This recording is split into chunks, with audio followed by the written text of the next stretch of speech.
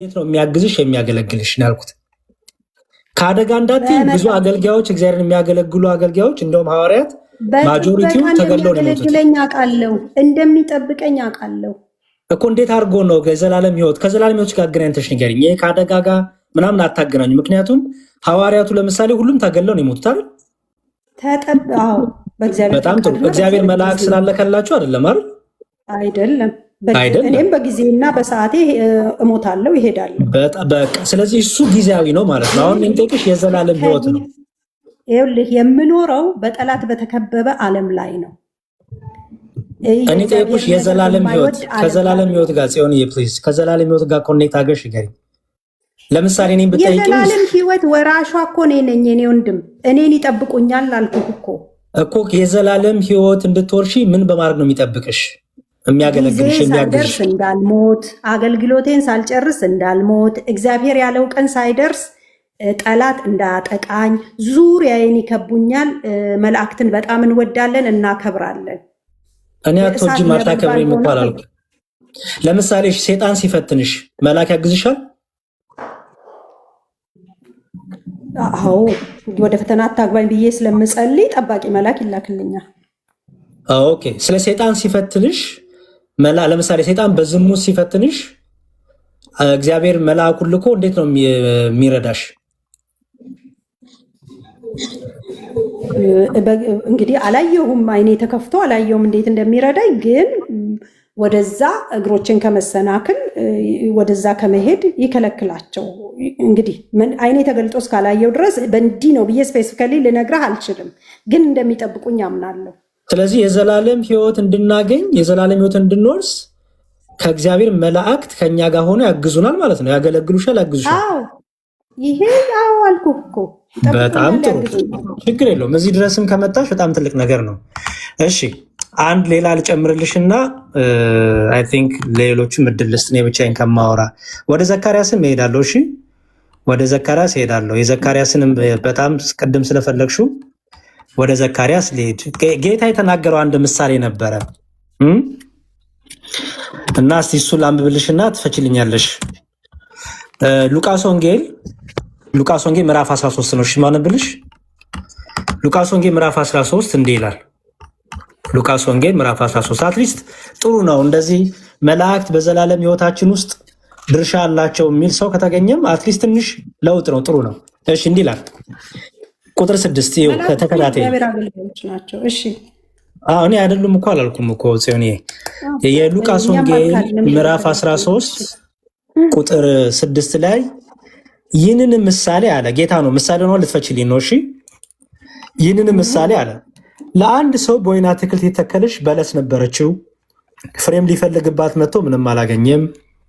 የወይን አትክልት ሰራተኛውንም እነሆ ከዚች በለስ ፍሬ ልፈልግ 3 ዓመት እየመጣው ምንም አላገኘውም፣ ቁረጣት፣ ስለምን ደግሞ መሬቱ ታጎሳቁላለች አለው።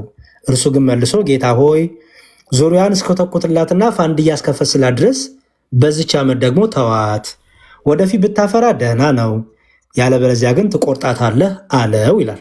አሁን እንድትፈችልኝ ይፈልጋሉ ይህንን ክፍል። የወይኑ አትክልት ባለቤት ማን ነው? እግዚአብሔር። በጣም ጥሩ። ወይን የተባለው ማን ነው? እስራኤል። እሺ ፍሬ ለመፈለግ 3 ዓመት የተመላለሰው ማን ነው? ጌታ ኢየሱስ። 3 ዓመት የተባለው ምን ናቸው? እንግዲህ 3 ዓመት ተመላለስኩ ነው የሚለው። ጌታ ኢየሱስ ወደ ኢየሩሳሌም ለአገልግሎት ለ3 ዓመት ተመላልሷል። ገና እኮ እዚህ ጋር 3 ዓመት አልሞላም እኮ ጌታዬን ሲናገር።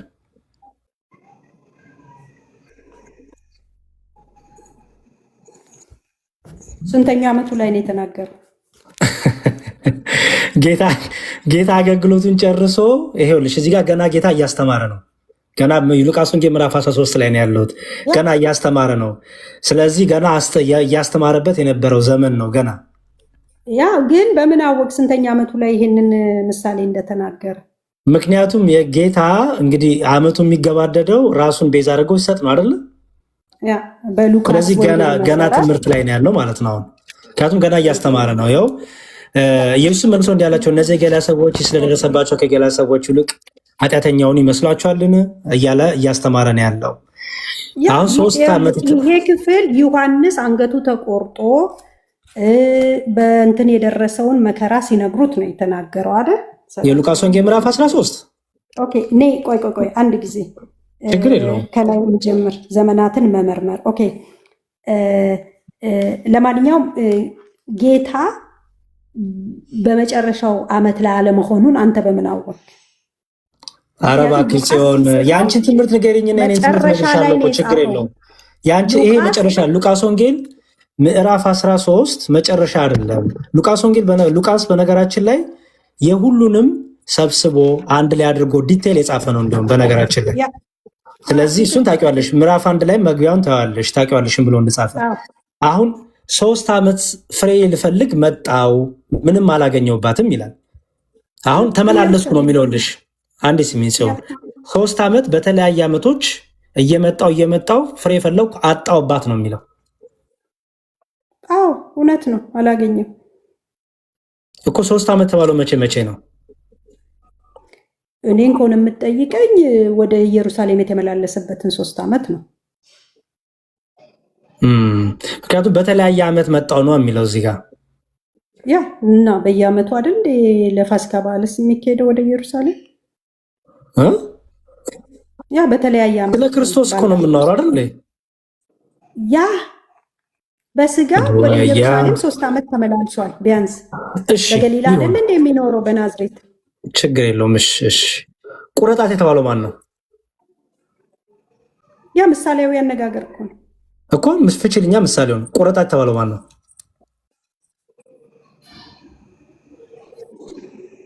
አገልጋዮችን ነው እኮ። አገልጋይ እስቲ እዚህ ጋር ቁረጣት የተባለውን ስፔሲፊካሊ አልጠቀሰልንም ማንን እንዳለ። ማንም እኮ ሳይጠቅስ እኮ አንቺ ራስሽ እኮ እያብራራሽ የፈታሽ ነበር እኮ እስካሁን። ምክንያቱም ምሳሌውን እየፈታሽልኝ ነው። ስለዚህ ጋር ቁረጣት የተባለው ሰራተኛው ነው ይላል። ምክንያቱም ይላል የወይን አትክልት ሰራተኛውንም ይላል። አይሹ ማን ነው ይሄን አትክልት ሰራተኛው? ወይኗ እስራኤል ከሆነች በእስራኤል ላይ የተመደቡ ሰራተኞች ማለት ነው። እኮ እነማን ናቸው እነዚህ? እንግዲህ እስራኤልን የሚያገለግለው እዚህ ጋር ሰራተኛ ስለሚል ሰራተኛ ብዬ ነው የምወስደው እኮ። ነቢይ፣ ሐዋርያ ወይስ መልአክም አይልም? እኔ መልአክ ነው መቻልኩኝ እንዴ? ያንቺን የፈለኩት እኮ ነቢይ፣ ሐዋርያ፣ መልአክም ብቻ ማን ነው የሚሆነው? ምክንያቱም ቁረጥ ተብሎ ንስሐ ካልገባችሁ ሁላችሁም እንዲሁ ትጠፋላችሁ ይላል። እኔ ጥያቄ እሱ አይደለም ሲሆን የወይን አትክልት ሰራተኛው ነው ተጠርቶ የወይኑ አትክልት ባለቤት ጠርቶ ቁረጣት ያለው። ይሄ ቁረጣት የተባለው የወይኑ ሰራተኛ ወይኗን የሚያገለግል የነበረ ማን ነው? ምሳሌ እኮ ነው እየተናገረ ያለው ጌታ። ኤግዛክትሊ። ስለዚህ ምሳሌውን ፍችልኝ እኮ ነው ያልኩት።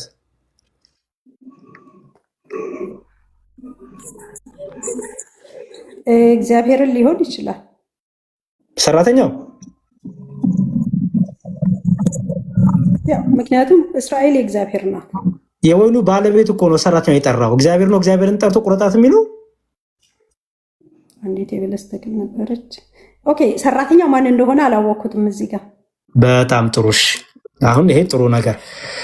የወይን አትክልት ሰራተኛውንም እነሆ ከዚህ በለስ ፍሬ ልፈልግ 3 ዓመት እየመጣው ምንም አላገኘውም፣ ቁረጣት፣ ስለምን ደግሞ መሬቱን ታጎሳቁላለች አለው። ምሳሌ ነው ግን የወይን አትክልት ምሳሌማ ነው። ምሳሌ እንደሆነማ ይኸው ሲጀምር እኮ ይህም ምሳሌ አለ ይላል። ግን ምሳሌ ደግሞ የሚፈታ ነው። እሺ ምክንያቱም ፈታሽኝ ወይኑ ማን ነው ስልሽ ይሄ ነው፣ የወይኑ ባለቤት ማን ነው ስልሽ ይሄ ነው ብለሽ እኮ ፈታሽኝ እኮ ምሳሌ ስለሆነ። አሁን የወይን አትክልት ጋር ሰራተኛው ጋር ስትደርሺ ነው የከበደሽ። ኦኬ የወይን አትክልት ሰራተኛው ግን እንዲህ አለ፣ ጌታ ሆይ አለው ለወይን አትክልት ባለቤት፣ ጌታ ሆይ ዙሪያን እስኮተኩትላትና ፋንድያ እስካፈስላት ድረስ በዚች ዓመት ደግሞ ተዋት፣ በዚች ዓመት ተዋት ብሎ የሚለምነው የወይን አትክልት ሰራተኛ ማን ነው? የወይኑ አትክልት ሰራተኛ የተጠየቀው ማለት ነው እኮ። ማን ነው? የወይኑን ባለቤት አትቆረጥ፣ እኔ ላግዛት፣ እችን ዓመት ደግሞ ታገሳት፣ እችን ዓመት ደግሞ እድሜ ስጣት፣ እኔ አግዛት አለው የሚለው ማን ነው? አላወቅኩትም ይሄንን የወይን አትክልት ሰራተኛው። እሺ ቅድም ዕብራውያን መልእክት ምዕራፍ 1 ቁጥር 14 ላይ መላእክት ያግዛሉ ያገለግላሉ ብለሽኛል አይደል? አዎ።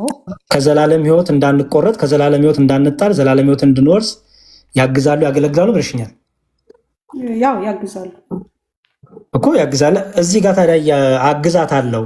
ይኸው ፋንድያ ፈስላታለሁ ኮተኩታታለሁ እንዳትቆረጥ፣ ምክንያቱም መሬቱን ስለምታጎሳቁ ቁረጠው። ቁረጥ ማለት ምንድነው? ከመሬቱ ንቀላት ነው። ውሃ ከምታገኝበት ህይወት ከምታገኝበት ቁረጣት ነው፣ ንቀላት ነው አይደለ? ከተነቀለች ከመሬቱ ደግሞ ትደርቃለች አይደል? ስለዚህ እንደዛ ሲለው የወይኑ ባለቤት አይ እኔ ላግዛት አለ። ምን አርጌ? ዙሪያን ልኮትኩታት፣ ፋንድኛም ለፍስላት፣ እችን ዓመት እድሜ ስጣት፣ እችን ዓመት ታገሳት አለ። ወይኑ ለማን ነበር አደራ የተሰጠው? እስራኤል ለማን ነበር? ማን ነበር? በዚህ ምሳሌ የወይኑ አትክልት ሰራተኛ ነው። ምክንያቱም የወይኑ አትክልት ባለቤት አጥር ቀጥሮ ማን ነው? አጥር ቀጥሮ እኔ መልአክ ብዬ ነው የምፈታው። መልአክ ብለህ ነው የምትፈታው? አዎ፣ ምክንያቱም ዕብራውያን 1:14 ላይ ለምን እንደፈታሁት ልንገርሻ። ዕብራውያን 1:14 ላይ ሁሉ መዳን እንዲወርሱ ይላል። ያን የዘላለም ሕይወት እንዲያገኙ ያን የዘላለም ሕይወት እንዲወርሱ ያግዛሉ ያገለግላሉ ተብሏል። ስለዚህ የዘላለም ሕይወታቸውን እንዳያጡ መላእክት ያግዟቸዋል እየተባለ ነው። የዘላለም ሕይወት ማጣት ማለት ከዘላለም ሕይወት መቆረጥ ማለት ነው። ከዘላለም ሕይወት እንዳይቆረጡ መላእክት ያግዛሉ ተብሏል። ስለዚህ ይኸው እዚህ ጋር እኮ ልኮትኩታት ፋንድያ ላፈስላት እችን ዓመት እድሜ ስጣት እያለ ነው ሰራተኛው። ማን ነው እየጠየቀ ያለው? ባለቤቱ። አንተ መልአክ ነው ብለህ ነው የምትፈታው እዚህ ጋር? አዎ፣ ምክንያቱም ይኸው ከዕብራውያን 1:14 ጋር አገናኘሁልሽ እኮ። ምክንያቱም እዚህ ጋር የወይኑ ባለቤት አልቃወምህም። ሊሆንም እሺ፣ ጥሩ፣ በጣም ጥሩ። ስለዚህ መልአኩ ፋንድያና መኮትኮት ያለው ምንድን ይመስልሻል ታዲያ? ካልተቃወምሽኝ ትቆረጥ ሲባል ቆይኔ ላግዛት ካለ ትቆረጥ ማለት ከመሬቱ ትነቀል ነው። ትነቀል ከሆነ ደግሞ ሕይወት ታጣለች። ምክንያቱም ከመሬቱ ነው ውሃ የምታገኘው፣ ስሯ ያለው እዛ ነው። ከተነቀለች ትደርቃለች። ግን አትቆረጥ፣ እኔ ይህችን ዓመት ላግዛት እድሜ ስጣት አለ። ስለዚህ ለዚች ወይን እድሜ እንዲረዝምላት ሰራተኛዋ እየለመነ እየጠየቀ ነው አይደል? ግን ይኸውልህ አንተ ዕብራውያን ጋር ሄደህ ነው ይሄንን ሰራተኛ መልአኩ ነው አንተ። ሌላም ቦታም ሄድልሻለሁ። ቆይ በዕብራውያን በዮሐንስ ወንጌል መሰረት እኔ እውነተኛ የወይን ግንድ ነኝ ገበሬውም አባቴ ነው ይላል ጌታ ኢየሱስ። አባቱን እንደ ገበሬ አድርጎ በእኔ ሆኖ ፍሬ የማያፈራውን ይቆርጠዋል፣ የሚያፈራውን ደግሞ አብዝቶ እንዲያፈራ ያጠራዋል፣ ይገርዘዋል ይላል። በጣም ጥሩ። ስለዚህ ክተችና እሱን እስኪ ዮሐንስ ወንጌልን ከተች ሲጋ ፍችልኝ ይመጣል። ለምሳሌ አብ ነው ሰራተኛው ልትይኝ ነው? ናይን አላልኩህም። አንተ ከዕብራውያን ጋር እዚህ ጋር የሚራዱ መላእክቶች ለእስራኤል እኮ ጠባቂ መላእክት ሚካኤል እንደሆነ በዳንኤል መጽሐፍ ላይ ይናገራል አይደል? አሁን ዮሐንስ ወንጌል ያመጣሽበትን ፖይንት ነገር ዮሐንስ ወንጌል ከዚህ ጋር አይሄድም። ዮሐንስ 15 ከዚህ ጋር አይሄድም።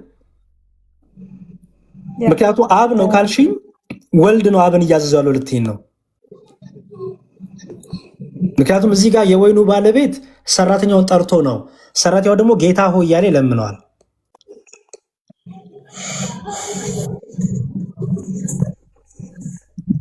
ችግር የለውም። ጌታ ይሄን ጥያቄ ይሄንን ምሳሌ ለማስተማር ነው የተጠቀመው። ሜታፎሪክ እኮ ነው እኮ ፍችልኛ። ጌታ መቼ ምሳሌ ሲናገር የሚፈታ ነው አይደለ? ጽዮን እስቲ የማይፈታ ምሳሌ ጌታ ተናግሯል?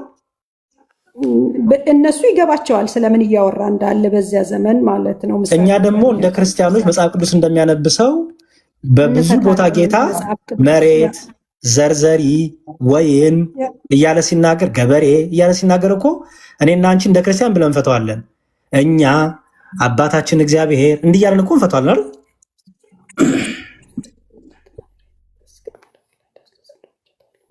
ያ እግዚአብሔር የምህረት አምላክና እድሜ እንደሚጨምር ከዚህ ክፍል እንረዳለን። ለማንኛውም የተጨመረው ለዚች ወይን በማን ምክንያት ነው? ጽዮን እኔ መልአክ ነው አልልህም። ምክንያቱም አንቺ አትበይኝ፣ ችግር የለውም የሚያስብለኝ እንትን መሰረቱ ስለሌለኝ ማለት ነው። እሺ ማን ነው ሰራተኛው? እሺ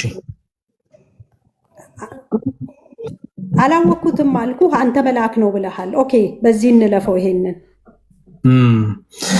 እሺ የመጨረሻው ዘካርያስ እንዴት እንደምትፈች ለወቅና ቅድም ዘካርያስ ስትኝ ስለነበረ ዘካርያስ አይሻውን ሳነብ በሚለው ላይ ዘካርያስ ስለሚጠቀስ ብዬ ነው። ምናሽ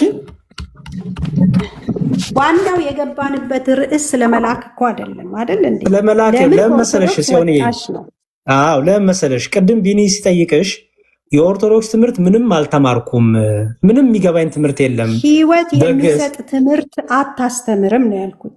ጥሩ። ከዛ በኋላ ተምረሻለሁ ስልሽ እኮ ምኑን ተምሬ ምንም አይገባኝም አልተማርኩም አልሽ። አላስተማረችም አልተማርኩም። በጣም ጥሩ። ስለዚህ ምን አልኩኝ እኔ ከኦርቶዶክስ ወጣሁ። ጥሩ። አሁን ከኦርቶዶክስ ሳትማሪ ስለወጣሽ በፕሮቴስታንት ኬርሽ በኋላ ምን ተማርሽ ብዬ ስለ ስላሴ ጠየኩሽ። ስላሴ ላይ አልተግባባንም፣ አላስጨንቅሽ ብዬ ተውኩት። የሚሰጠው ትምህርት ኢየሱስ ክርስቶስ ነው። ልመጣ ነው ወደ ክርስቶስ። ኢየሱስ ተምሬያለሁ። ልመጣ ነው። ስላሴ እንደሚገኝ አውቄያለሁ። እሺ፣ የእኛ የስላሴ ትምህርታችን የህይወታችን ጅማሬ ነው። ከስላሴ ነው ትምህርት የምንጀምረው እኛ። የስላሴ ትምህርት ህይወት የሚሰጥ ነው። የስላሴን ትምህርት የማያምን ክርስቲያን ህይወት የለውም፣ የዘላለም ህይወትም የለውም። አምናለሁ፣ ስላሴ አምናለሁ፣ በአብ በወልድ በመንፈስ ቅዱስ አንድ አምላክ አምናለሁ።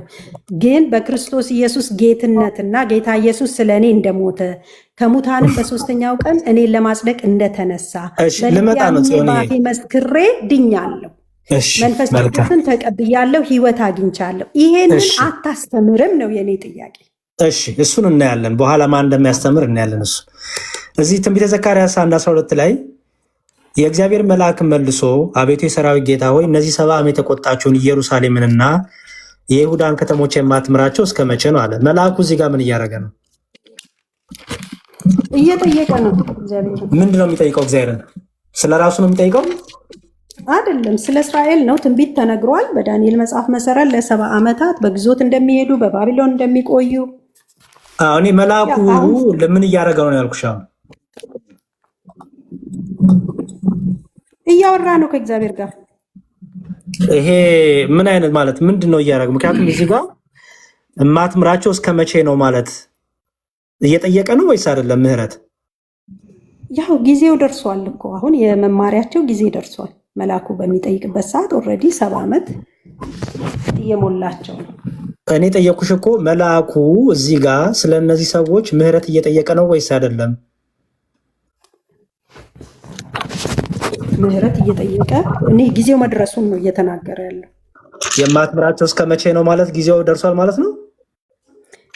ለ70 ዓመት እኮ በግዞት እንደሚሄዱ በኤርሚያስ እግዚአብሔር ተናግሯል አይደል? ከዛ በኋላ ምህረት እንደሚያደርግላቸው በሕዝቅኤል ተናግሯል፣ በኤርሚያስ ተናግሯል።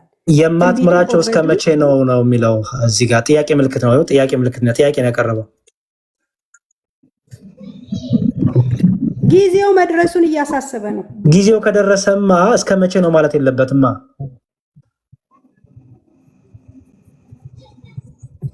እና እየጸለይ ነው ልትለኝ ነው? ምንድነው አሁን አንተ ሐሳብ እዚህ ጋር ምንድነው?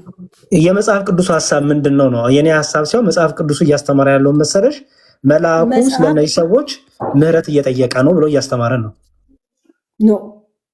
ኖ እሺ፣ የማትምራቸው ማለት ነው እግዚአብሔር እኮ ሊምራቸው ኦልሬዲ ተናግሯል በኤርሚያስ። እኔ እሱን እኮ አልጠየቅኩሽም።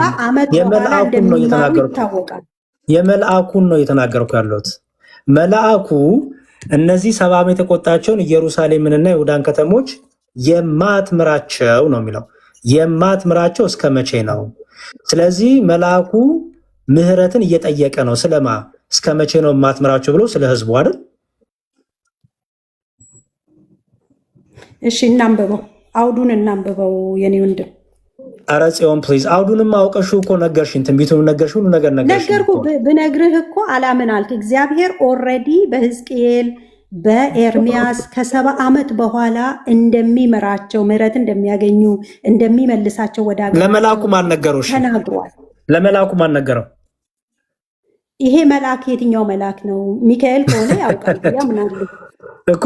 ማን ነገረው? በምን አወቀ? ከሆነ የእስራኤል መልአክ ስለሆነ ሚካኤል ማለት ነው። በማን ነገረው ያልኩሽ?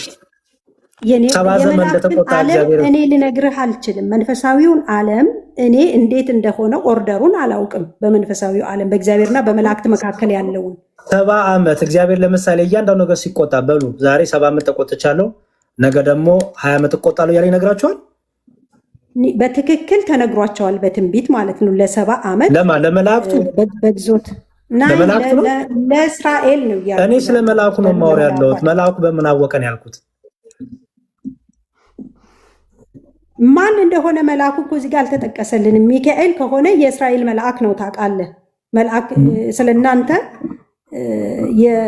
የእስራኤል አለቃ ነው ሚካኤል ከሆነ ማለት ነው። በእርግጥ በስም እዚህ ጋር አልተጠቀሰልንም። በምን አወቀን ያልኩሽ እኔ በእግዚአብሔርና በመላእክት መካከል ያለውን ሪሌሽንሽፕ እኔ አላውቅም።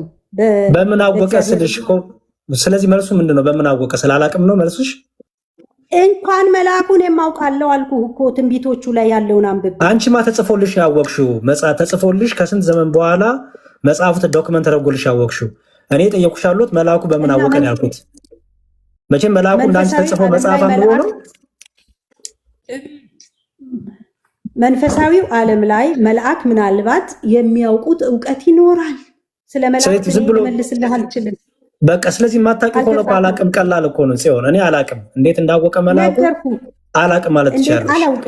በቃ አታውቂም። እሺ እኛ ግን እንመልስልሽ ስለምናቅ እግዚአብሔር ከነሱ ጋር ስለሆነ ሰይጣን እንኳን ያውቃል። ሰይጣን እንኳን እያወቀ ብዙ ነገር ይፈትነሻል፣ ብዙ ነገር እንቅፋት ይሆንብሻል። በክብር ያሉት መልአክ ደግሞ ጸጋ እግዚአብሔር ከነሱ ጋር ስላለ የእግዚአብሔር ኃይል በእነሱ ላይ ስላለ የእግዚአብሔር ስም በእነሱ ላይ ስላለ ከእግዚአብሔር ጸጋ የተነሳ ያውቃሉ ብለን እናምናለን። ከማን የተነሳ አልኩ?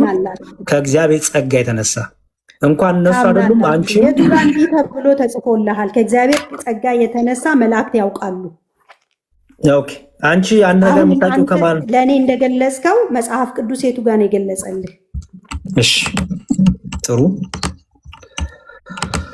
መልካም። እንግዲህ የእግዚአብሔር ጸጋ ላይ እንመለስ ማለት ነው። ጥሩ እሺ ኦሪት ዘጸአት ምዕራፍ 23 ቁጥር ላይ እንዲህ ይላል፣ በመንገድ ይጠብቅ ዘንድ ወደ አዘጋጆትም ስፍራ ያገባ ዘንድ እነሆ እኔ መልአክን በፊት እሰዳለሁ። በፊቱ ተጠንቀቁ፣ ቃሉንም አድምጡ። ስሜም በእርሱ ስለሆነ ኃጢአት ብትሰሩ ይቅር አይልምና አታስመርሩት። አንተ ግን ቃሉን ብትሰማ ያልኩንም ሁሉ ብታደርግ ጠላቶችን እጣላቸዋለሁ፣ የሚያስጨንቁንም አስጨንቃቸዋለሁ ይላል እግዚአብሔር። እሺ ስሜ በእርሱ አለ ይላል። ኃጢአት ብትሰሩ ይቅር አይልምና ይላል። አታስመርሩት ይላል አይደል? እዚህ ጋር ሲሆን የእግዚአብሔር ስም መልአኩ ላይ ያለ ማለት ነው። ያ ውክልና አለው ማለት ነው። የእግዚአብሔር ስም መልአኩ ላይ ያለ ማለት ውክልና አለው ማለት ነው። ያው እግዚአብሔር የሰጠውን በሙሉ ያውቃል ወይም ትእዛዙን ተቀብሏል። ያውቃል ለምን አልሽኝ ታዲያ? ቅድም ከእግዚአብሔር የተነሳ ያውቃሉ ስልሽ አንተ ማስረጃ ኮስ ብለሽኝ ነበር። አንተ እንደምትለው ነው ያልኩህ እኮ። አሁን እኮ እኔ ያልተረዳኸኝ አንድ ነገር አለ። እግዚአብሔር እኮ ሲያዛቸው እግዚአብሔር እንትን ሲላቸው የመላእክት እውቅና ወይም የመላእክት አዋቂነት በእግዚአብሔር ፊት ስላሉ እስከ የትኛው ገደብ እንደሆነ እኔ አላቅም። ስለዚህ ቅድም መልአኩ እግዚአብሔር መንፈስ የምረዳው መረዳት አለ። እንኳን መልአክ በእግዚአብሔር ፊት የሚቆሙት ቀርተው እኔ በምድር ሆኜ መንፈስ ቅዱስ የሚገልጥልኝን አውቃለሁ። እንኳን ለአንቺ ሲሆን መንፈስ ቅዱስ ይገልጥልኛል ካልሽ፣ እግዚአብሔር ከኔ ጋር ስላለ መንፈስ ቅዱስ ይገልጥልኛል ካልሽ፣ መልአኩ ሲሆን ለምንድን ነው የምትቃወሚው? ሊሚቱን አላውቅም ነው ያልኩ፣ ምን ያህል እንደሆነ ለእኔ አሁን በጣም ሊሚትድ ነው። ለምሳሌ የኔ እውቀት የመልአክና የአንቺ እውቀት አንድ አይነት ነው አይደለም። መልአክ ከኔ ጋርም ሊወዳደሩ አይችሉም። ፍጥረት በጣም ጎበዝ፣ በጣም ጥሩ። ስለዚህ ቅድም መልአኩ እግዚአብሔርን ሲጠይቅ እግዚአብሔርን አስፈቅዶ ነው የጠየቀው። ምክንያቱም ከእግዚአብሔር ሳይላኩ ምንም ነገር አያደርጉም ብለሽኛል። መልአኩ ቅድም 70 ዓመት የተቆጣቸውን እስከ መቼ ነው የማትምራቸው ሲል እግዚአብሔርን እንደዚህ ብዬ ልለምን እንዴ ብሎ አስፈቅዶ ነው ወይስ መልአኩ? ይሄ እኮ የታወቀ ጉዳይ ነው። አሁን መልአኩ እየጠየቀ ያለው ለ70 ዓመት በባቢሎን ግዞት እንደሚኖሩ እግዚአብሔር እንደተቆጣባቸው በብዙ ነቢያት ተናግሯል። እግዚአብሔር ሰይጣንም ያውቃል፣ ሰውም ያውቃል፣ መላእክትም ያውቃሉ። አውቀው ግን ሰይጣንም አውቆ ምሕረት አልጠየቀም አይደለ? ጠይቋል? አልጠየቀም። መልአኩ ግን ጠይቋል አይደል? አዎ ጊዜውን ነው የጠየቀው። እኔ በዚህ ምንባብ መሰረት የምረዳው እማትምራቸው ማለት ጊዜ ተፈጽሟል። የማትምራቸው እስከ መቼ ነው ማለት ምህረት መጠየቅ ነው አይደለም? ለምሳሌ ጽዮንን የማትምራት እስከ መቼ ነው እግዚአብሔር ካልኩኝ ምህረት አድርግላት ማለት ነው አይደለም? ጥያቄ ነው የጠየቀው። ምን ብዬ እኮ መቼ ነው? እስከ መቼ ነው? የምኑ ጊዜ ጽዮንን የማትምራት እስከ መቼ ነው ብለህ ጥያቄ ካቀረብክ፣ ስለዚህ ምን ማለት ነው እኮ አርዝም አትማራት ማለት ነው ወይስ እስከ መቼ ነው ማራት እያልኩኝ ነው? እንዳትምራት ነው ወይስ ማራት የሚል ጥያቄ ነው ይሄ ጥያቄ? መላእክት መልካሞች ናቸውና መልካምን እንጂ ክፉን አይመኙም። አትማራት የሚል መልእክት የለውም መልአክ። ስለዚህ ምንድን ነው መልእክቱ? ጊዜ ነው እየጠየቀ ያለው እዚህ ጋር እኮ። የምን ጊዜ? እስከ መቼ ነው? እስከ መቼ የጊዜ ጥያቄ ነው። ምኑ የማትምራቸው? ስለዚህ እስከ ማትምራቸው ከተባለ አትማራቸው ሳይሆን ማራቸው ነው አይደል? ያ ግን ጊዜውን ነው እየጠየቀ ያለ። እንደሚምራቸው እኮ ይታወቃል። እግዚአብሔር እኮ ከ70 ዓመት በኋላ እንደሚምራቸው እኮ ተናግሯል። ችግር የለውም። እግዚአብሔር መሐሪ እንደሆነ እኮ እኔም አንቺም እናውቃለን። ግን አውቆ ደግሞ ማር ብሎ መጠየቅ። አንዴ ስሚኝ፣ መልአኩ እኮ እግዚአብሔርን እኮ ማትምራቸው እስከ መቼ ነው ሲል አታውቅም እግዚአብሔር እያለ አይደለም አይደለም። የጊዜ ጥያቄ ነው። እስከ መቼ? እስከ መቼ ምን እኮ። ስለዚህ ጊዜው የምን ጊዜ ነው እየጠየቀ ያለው? የምን ጊዜ? የምኑ ጊዜ እንዲቀርብ ነው? የምህረቱ ጊዜ የተነገረበት ጊዜ አለ። 70 ዓመት ተብሏል። ስለዚህ እኮ ምህረት እንዲደረግ አይደል? አዎ በቃ ጥሩ። ስለዚህ መልአኩ ምህረት እንዲደረግ እግዚአብሔር እስከ መቼ ነው ማትምራቸው ብሎ ምህረት እንዲደረግ የምህረቱ ጊዜ እንዲመጣ እየጠየቀ ነው። ኦኬ አዎ፣ የምህረቱ በጣም ጥሩ። ስለዚህ እግዚአብሔር እንዲምር መላእክት እስከ መቼ ነው ማትምራው እስከ መቼ ነው እያሉ የምህረት ጊዜው እንዲቀርብ ይለምናሉ፣ ይጠይቃሉ ማለት ነው።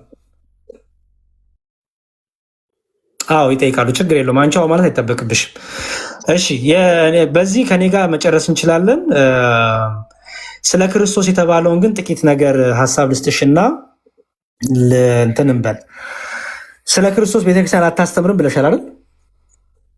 አዎ አላስተማረችኝም። የራሴን ነው መናገር የምችለው። አታስተምርም ቤተክርስቲያን ወይን ያልኩት እኔ።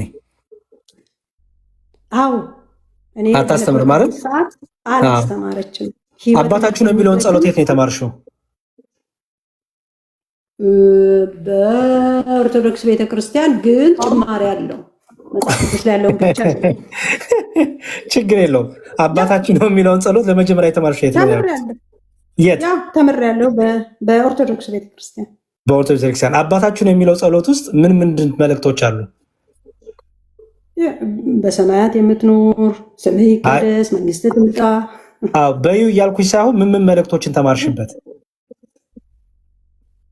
ያው ወደ ፈተና እንዳያገባን፣ ኃጢአታችንን ይቅር እንደምንል ይቅር በለን፣ ኃጢአተኞችን የበደሉን ይቅር እንደምንል በደላችንን ይቅር በለን የሚል አለበት።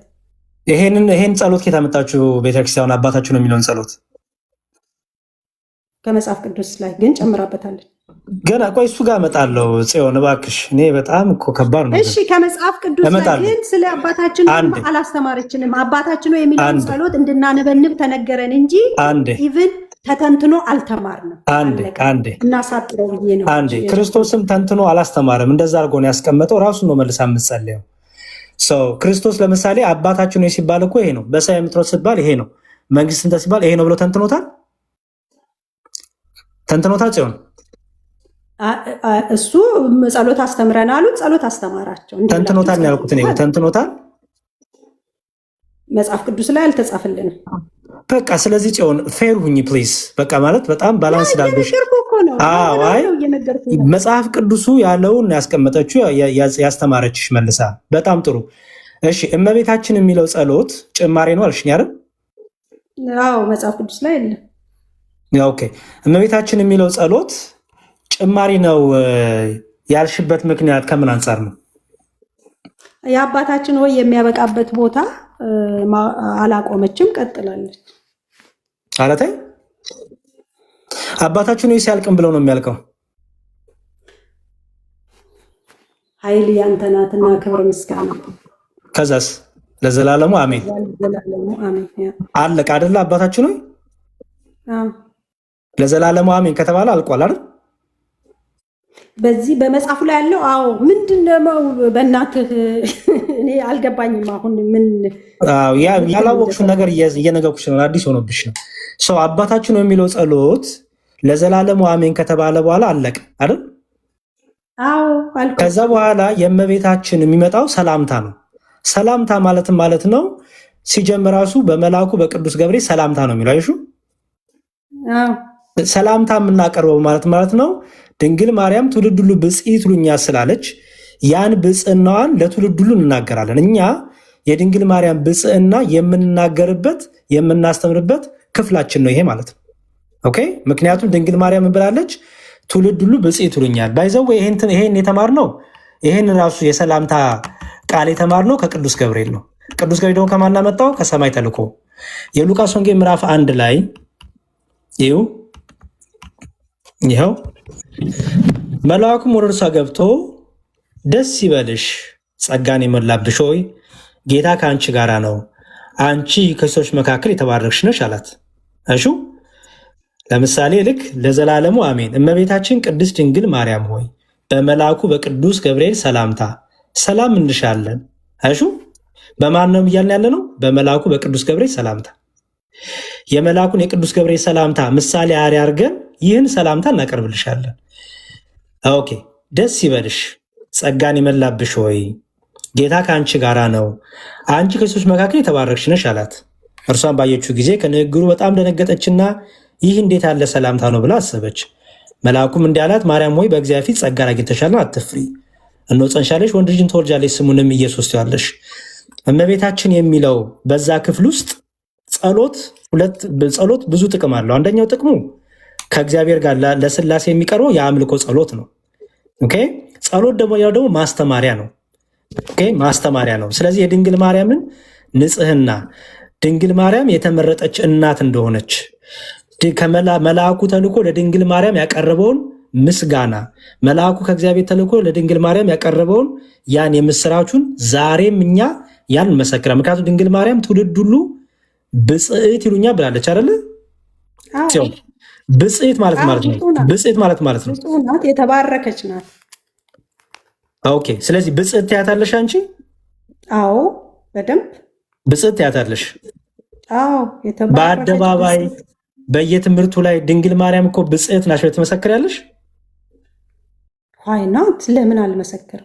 መስከረሽ ታውቂያለሽ? አይ ለምሳሌ አሁን ቲክታክ ላይ እንደዚህ ፕሮግራም ስታደርጉት ስትሰባሰቡ ድንግል ማርያም እኮ ብፅዕት ናት፣ ስለ ድንግል ማርያም ብፅዕና ልንገራችሁ ብለሽ ታውቂያለሽ? ለብቻው ለይቼ ብዬ አላውቅም። ድንግል ማርያም እኮ ለብቻ ለይተው ነው ራሷን ብፅዕት ይሉኛል ያለችው። ብፅዕት መሆኗን አምናለሁ፣ አውቃለሁ፣ እናገራለሁ። ግን አይ ይሉኛል ብላለች፣ ይመሰክራሉ እያለች ነው ትውልዱ ሁሉ። ያው ይሄው እኔም እመሰክራለሁ ከጠየቀኝ። አዎ ድንግል ማርያም አልመሰክርም እኮ አልሽኝ፣ ብቻዋን አልመሰክርላትም አልሽ። ወይ ጣጣ ምን ብዬ አሁን ለምሳሌ ጸሎት ለእግዚአብሔር የሚቀርብ አምልኮ ነው አልክ። ከጸሎቱ ጋር እያይዛችሁ ይሄንን ሰላምታ እናቀርባለን። ሰላምታ ይባላል። የአምልኮ ነው ማለት ነው። እንደውም ሰላምታ ማለት አምልኮ ነው። ሰላምታ ብቻ አይደለም፣ አማልጅንም አለው፣ ጸልይልንም አለው። እሱ ታዲያ አምልኮ ነው እንዴ? አምልኮ እኮ አይደለም፣ እሱ እኮ ልመና ነው። ምን እያለን እኛ በምናምናለን መሰለሽ? ልመና ለእግዚአብሔር ብቻ ነው የሚቀርበው። አይ ለቅዱሳንም እንዲለምኑ እንዲጸልዩ እንጠይቃለን እኛ። እሺ ጥሩ ጠይቁ። አይ ጥሩ ጠይቁ ሲሆን መጽሐፍ ቅዱስ ያለው ላሳይሽ እንጂ እኔ ወደ ቅዱሳን አልጸልይም፣ አልጠይቅም። መጽሐፍ ቅዱስ ካለስ ጸልዩ አይልም፣ ጠይቁ አይልም። ቅዱሳንን ጸሎትን የምትሰማ የስጋ ለባሽን ሁሉ ጸሎት የምትሰማ ተብሎ የተጻፈለት እግዚአብሔር ነው። ካለስ ባሳይሽ አትቀበውም? ካለም እኔ ወደ ቅዱሳን አልጸልይም። ለቅዱሳን እጸልያለሁ፣ ግን ወደ ቅዱሳን አልጸልይም እኮ። ካለ ባሳይሽ ነው ያልኩት። አትቀበይም? ቢኖርም እስኪ አሳየኝ። ትምህርት አይደል? ሁሉን አላውቅም። ሁሉን አታውቂም? አንቺ እንትን ነሽ አይደል? አይ ቲንክ ጴንጤቆስታል ነሽ አይደል? አዎ ነኝ። ሉተሪያ አይደለሽም? አይደለሁም። ኦኬ። የሉተሪያንን ትምህርት ትቀበያለሽ? ስለ መላእክት ያላቸውን ትምህርት ብዙም አላውቀውም። መላእክት ይጸልዩልናል፣ ቅዱሳን ስለኛ ይጸልዩልናል ብለው እንደሚያምኑ ታምኛለሽ? ታውቂያለሽ? እሱን ትምህርት ይቅርታ ብዙም አላውቅም ጠለቅ ብዬ ስለነሱ ስለማላውቅ። እነ መካነ ኢየሱስ ማለታቸው እነ መካነ ኢየሱስ መላእክት ስለኛ ይጸልያሉ። ከመካነ ኢየሱስ ጋር ህብረት አደርጋለሁ፣ ግን ይህንን ትምህርታቸውን አላውቅም። በአቅም ላልቀበል እችላለሁ። እንደ መጽሐፍ ቅዱስ ከሆነ እቀበላለሁ፣ ከመጽሐፍ ቅዱስ ውጭ ከሆነ አልቀበልም። እነሱ ኬት አምጥተው ነው ታዲያ ይጸልዩናል የሚሉት ይለምኑናል የሚሉት? እነሱን ብጠይቃቸው አይሻልም? የእምነት መግለጫቸውን አሳይሻለሁ። አንቺን ጠይቂያቸው። እኔማ ህብረት አላረግም ከነሱ ጋር። አንቺ ህብረት ስለምታረጊ ስትሄጂ ጠይቂያቸው፣ አሳይሻለሁ የእምነት መጽሐፋቸው። በልዩነት ላይ ብዙም ትኩረት የለንም። ዋናው በክርስቶስ ኢየሱስ አምኖ መንፈስ ቅዱስን የተቀበለ ጋር ህብረት እናደርጋለን። ኦርቶዶክስም እንደዛ ከሆነች ህይወት ያለበት ትምህርት ካስተማረች ህብረት እናደርጋለን። እኛ ጋር እንደዛ የለም። እኔ አላረግም ከአንቺ ጋር ህብረት፣ ምክንያቱም እንደዚህ መመሳሰል የሚባል ነገር የለም። በክርስትና ትምህርት እውነት አንዲት ናት። የጠጣ ነው ስለሆነ ምክንያቱም መንፈስ ቅዱስ ደግሞ ልዩ ልዩ ትምህርት አያስተምርም፣ አንድ ትምህርት ነው የሚያስተምረው። አንቺ ጋር ልዩ ልዩ ትምህርት ይዛችሁ በልዩነታችን እንዋደድ ነው። እንደዚህ አይነት ሐዋርያትም አላስተማሩም፣ እንደዚህ መንፈስ ቅዱስም የለም። እሱ የእናንተ ችግር ነው። እኔ እሱ ላይ ምንም በቤተሰብ ጉዳይ አልገባም። ለማንኛውም ግን እዚህ ቆሮንቶስ ያለው ላሳየሽ። አንደኛ ቆሮንቶስ ምዕራፍ 12 ላይ አንደኛ ቆሮንቶስ ምዕራፍ 12 ላይ ትዝ ይልሻል ቅዱስ ጳውሎስ ስለ አካል ብዙ ብልቶች እንጂ አንድ ብልት አይደለም ያለ አካል ብልቶች ያለ ሲያስተምር ክፍሉ 12 ላይ ነው መሰለኝ። በጣም ጥሩ። እዚህ ጋር ብልት የተባሉት እነማን ናቸው? ጊዜ ከምፈጅ ነው። ብልት የተባሉት እነማን ናቸው? አካላት፣ የቤተክርስቲያን አካላት ሁሉም አይደል? ቅዱሳን፣ ሁሉ ቅዱሳን በህይወትም ያሉ በህይወትም የሌሉ ወይስ በህይወት ያሉ ብቻ? በምድር ያሉ። ስለ ቆሮንቶስ ቤተክርስቲያን ነው የሚያወራው። ብቻ በምድር ስላሉ እኮ ብቻ ነው። እንግዲህ መጽሐፍ በአውዱ መሰረት አይደል የምንፈታው? እኮ ብቻ ነው ወይ? ሲሆን ቤተክርስቲያን ነው የሚያወራው እኮ። ስለዚህ ይሄ ክፍል ስለ ምድር ላይ ስላሉት ቤተክርስቲያን ስላሉት ክርስቲያኖች ብቻ ነው። ቅዱሳን በህይወት ስላሉት ብቻ። በጣም ጥሩ። በስጋ ህይወት ስላሉት። እሺ፣ በጣም ጥሩ። ስለዚህ ለምሳሌ አንቺ አሁን ክርስቶስ ላይ ያለሽ ብልት ነሽ አይደል? አዎ። ስትሞቺ ብልትነትሽ ይቀራል? አይቀርም፣ ግን የመኖሪያ ስፍራ ይቀየራል። አልገባኝም። መጀመሪያ እኮ ወደ ህይወት ግንድ ቅርንጫፍ ሆነሽ ብልት ሆነሽ ተጨመርሽ አይደል? አዎ። ስትሞቺ ከህይወቱ ግንድ ትቆረጫለሽ? ወደ ጌታ ይሄዳለሁ። እኔ በስጋ ስላይደለው በዚህ ምድር የሚሆነውን እኔ ስለሱ እኮ አልጠየኩሽም እኮ ሲሆን ፕሊዝ። እኔ ጠየኩሽ በስጋ መሞትሽ ከብልትነትሽ ያስቀርሻል ወይ ነው ያልኩት። በዚህ በምድር ባለችው አካል ልሆን አልችልም። ኧረ እባክሽ ስለ ክርስቶስ ላይ ያለሽ ብልት ነሽ እኮ ተስማማን። እሱን አይደል? ያው በክርስቶስ የተቀበልኩት ህይወት ለዘላለም ከኔ ጋር አለ፣ ለዘላለም እኖራለሁ። ስለዚህ በስጋ መሞትሽ ከክርስቶስ አካል ብልት ከመሆን አያስወጣሽ። በምድር ላይ ካለችው ያስወጣኛል። የለውም እኮ በስጋ። ስለ የክርስቶስ አካል ላይ ብልት ተገጠመ ሲባል ምን ማለት ምን ይመስልሻል? እንዴት ነው የምትረጂው? ለምሳሌ ይኸው እዚህ ጋር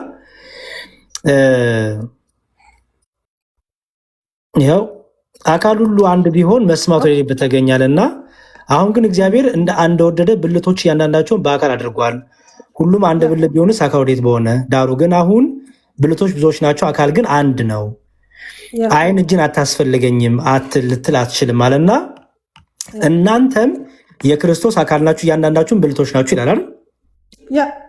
ይሄ ብልትነት በስጋ ብልትነት ስለ አካልነት ነው የሚያወራው። የስጋን ብልቶች ምሳሌ አድርጎ ነው የሚያወራው። እሱማ ገባኝ ጽዮን፣ እሱን እኮ ተግባብተናል። እነዚህ ምሳሌ በጆሮ በእግርና የተመሰሉት በክርስቶስ ላይ ያሉት ብልቶች ናቸው አይደለ? ወይም ክርስቲያኖች አይደል? በጣም ጥሩ። አሁን ይህን ጥያቄ አስተውይ። ለምሳሌ አንቺ ብልት ነኝ ያልሽኝ አይደለ? አካሉ ላይ ያለሽ አንቺ በጣም ጥሩ። በስጋ ስትሞቺ አካሉ ላይ ብልት መሆንሽ ይቀራል ወይስ አይቀርም?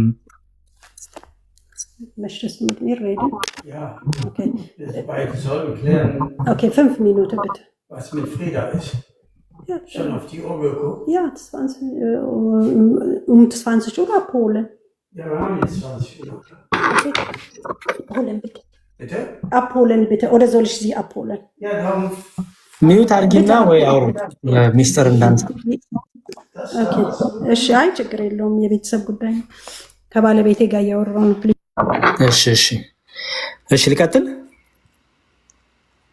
አዎ ነው እንዴ? ዮኒ እንኳን በሰላም መጣ። እንኳን ደህና ቆያችሁኝ። ሰላም ነው? እግዚአብሔር ይመስገን። እንዴት ነህ ቢኒ? ሰላም ነው። እህታችን ደስ ብሎኛል መተች በፍቅር ስለምትነጋገሪ በጣም ደስ ብሎኛል። እና ሌሎቻችሁን ከታች ታፕታፕ ኮፒ ሊንክ በማድረግ የፎሎውም እያደረጋችሁ አድራ።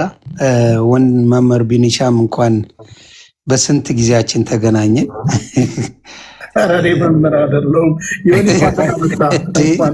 መምህር አይደለሁም እዛ ፓስተር ሆነ እዚህ መምህር አይደለሁም። አይከብድም? እዚህ ከባድ ነው መምህር ለመሆን ብሎ እና እህታችን እንኳን ደህና ቆየኝና በጣም ደስ እያለኝ ነው። የእኛም እየተማርን ነው። ጽዮን ቴንኪው ስለመጣሽና እስቲ እንማር አብረን በቀና እንትኑ መማሩ ደስ ይላል። ተባረኩልኝ። እያዳመጥኩ ነው። ታፕታፕ እያረኩ ነው።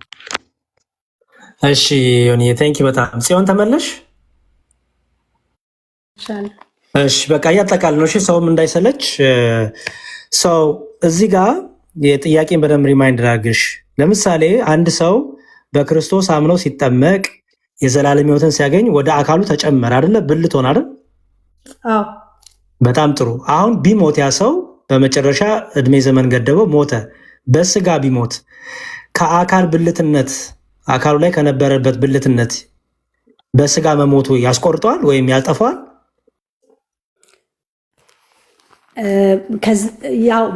ግን በስጋ ባለችው ቤተክርስቲያን ላይ አካል ሊሆን አይችልም።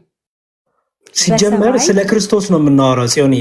የክርስቶስ ቤተክርስቲያን ስንል ምድርና ሰማይ ተጋጠሙ ነው። እዚህ ጋር እንደሚሆን አጋጣጠሙ ነው። ለሹ ክብርን እየሰጠ አካልን አጋጠሙ ይላል። ለሹ ወደ ፍጽምና አልደረስንም ማለት ሙሉ በሙሉ የክርስቶስ ቤተክርስቲያን በምድር ላይ በአካል አልተገለጠችም አይደል?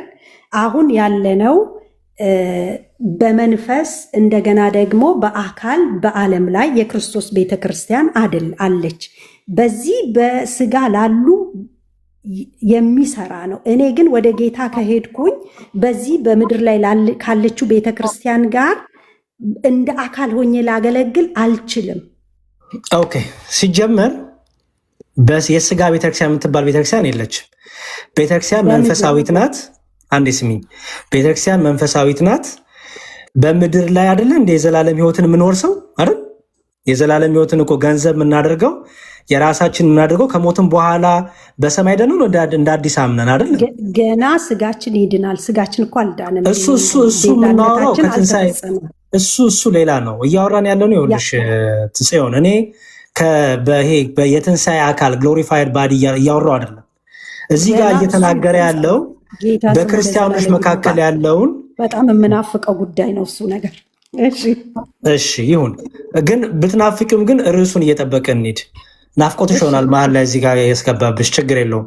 እዚህ ጋር አሁን እያወራ ያለው እነዚህ ክርስቲያኖች ወደ ክርስቶስ አካል ላይ ተገጣጥመዋል። እነዚህ ብልቶች አይደል? አዎ፣ በዚህ ብልቶች ስላሉት ነው የሚያወራው። ለምሳሌ በኤፌሶን ያሉት ሌላ አካላት ሌላ ቤተክርስቲያን አለች። እሷም ቤተክርስቲያን በዓለም ላይ ያለች ሁሉ ቤተክርስቲያን ይኸውልሽ ጽዮን፣ ለምሳሌ በዓለም ላይ ፕሮቴስታንት አለ አይደለ? አይ ቲንክ በራስሽ ባረገው ይሻላል። በዓለም ላይ ያላችሁ ፕሮቴስታንቶች የተለያየ ዓለም ላይ የተለያየ ሀገር ላይ ቸርች አላችሁ አይደል? አጥቢያ ቤተክርስቲያኖች አሉ። አዎ እሺ፣ የእያንዳንዳችሁ ግን አሁን አድራሻ ማን ነው ብላችሁ ማን ነው የምትይኝ? አሜሪካ ጅማ ልትይኝ ነው? አይደለም። የእናንተ የሁላችሁም አንድ አድራሻ ሆኖ አካል ላይ ያላችሁት ማንክር ክርስቶስ አካል ላይ አይደል ያላችሁት? ያ በክርስቶስ ነው። በቃ አለቀ። በጣም ጥሩ። ስለዚህ አሁን እያወራ ያለሁት እኔ እያወራ ያለሁት ስለ ጅማ፣ ስለ አሜሪካ፣ ስለ ጎንደር አይደለም እያወራ ያለሁት። እያወራ ያለሁት ሁሉ ተገጣጥመው ክርስቶስ አካል ላይ ስላሉት ብልቶች ነው ማወራ ያለሁት። እሺ ኦኬ። ስለዚህ እያወራን ያለው ስለ ክርስቶስ አካል ላይ ስላሉ ብልቶች ነው። እነዚህ ክርስቶስ አካል ላይ ያሉ ብልቶች በምድር ስላለችዋ ቤተክርስቲያን ስለ ክርስቶስ ጽዮን፣ ስለ ክርስቶስ ሰው አምኖ ወደ ምድር ወዳለች ቤተክርስቲያን ተጨመረ ሲባል ክርስቶስ አካል ላይ ብልት ሆነ እያልን ነው አይደል? አዎ በቃ እሱ ነው ያወራሻው። እኔ አሁን ክርስቶስ አካል ላይ ሳሉት ብልቶች ነው የማወራው። ክርስቶስን አትገድቢውም፣ ትገድቢዋለሽ?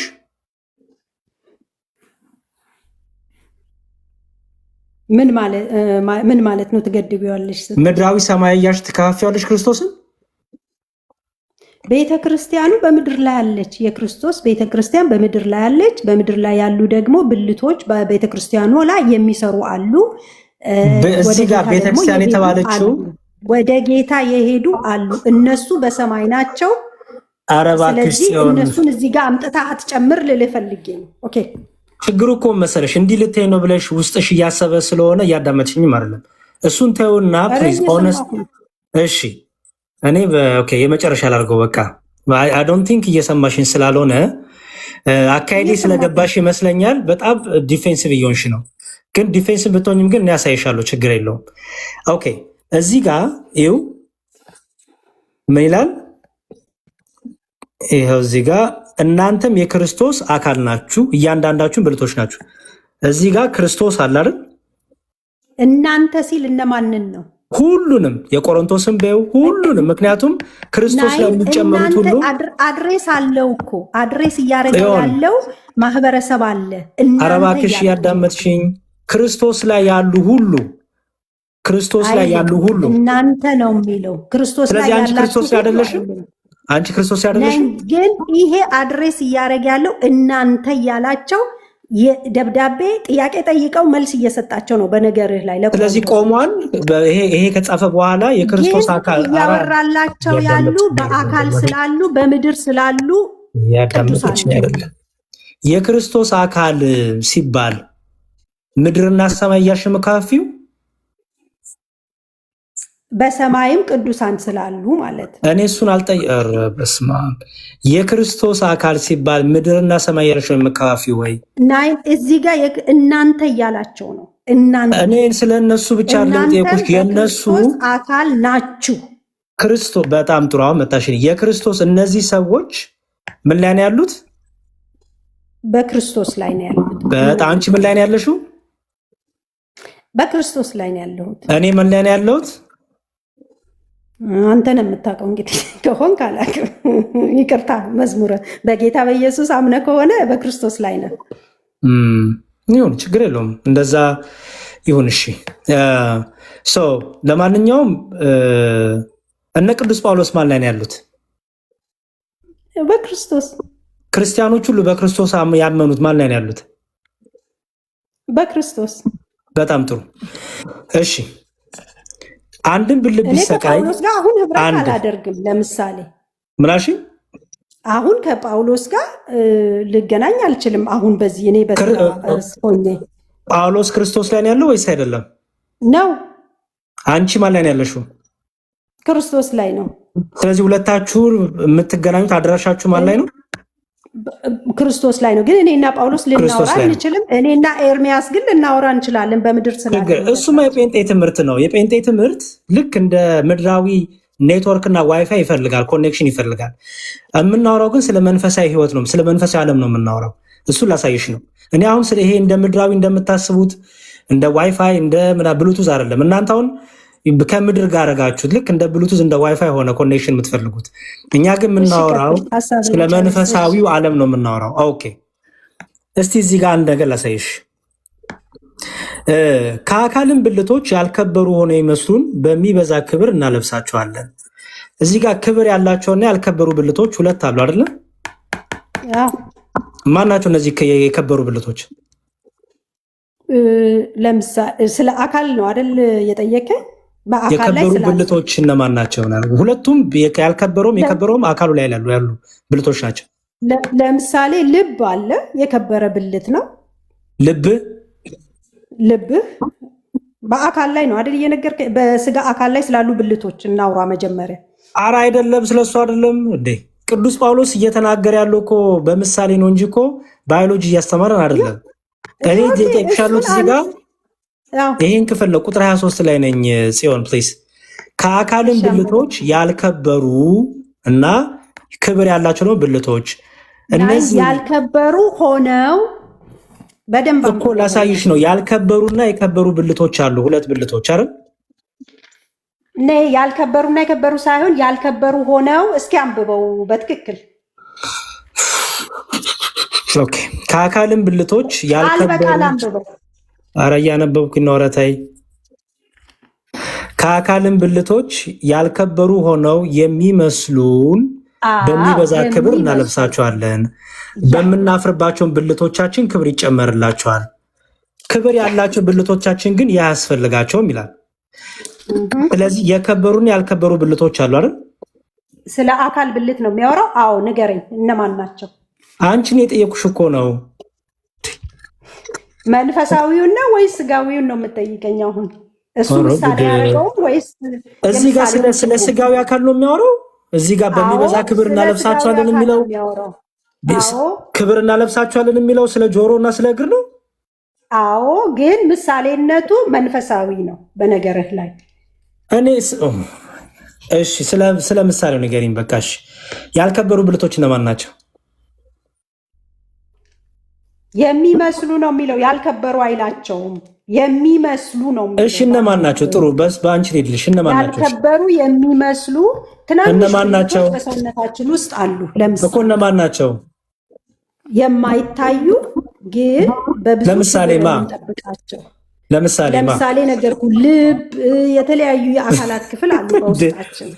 ስለ ጨጓራ፣ ስለ ኩላሊት፣ ስለ ጣፊያ ነው የሚያወራው ይሄ። የሰውን ብልት ተጠቅሞ መንፈሳዊውን ዓለም እያሳየን ነው። ስለዚህ መንፈሳዊውን ዓለም ተርጉሚልኝ። ተይው፣ ስለ ጨጓራ፣ ስለ ጣፊያ፣ ስለ ኩላሊት እሱን ተይውና በመንፈሳዊ ዓለም ተርጉሚልኝ። እኔ አልነግርሽም፣ ያንቺ ትምህርት ነው የፈለኩት።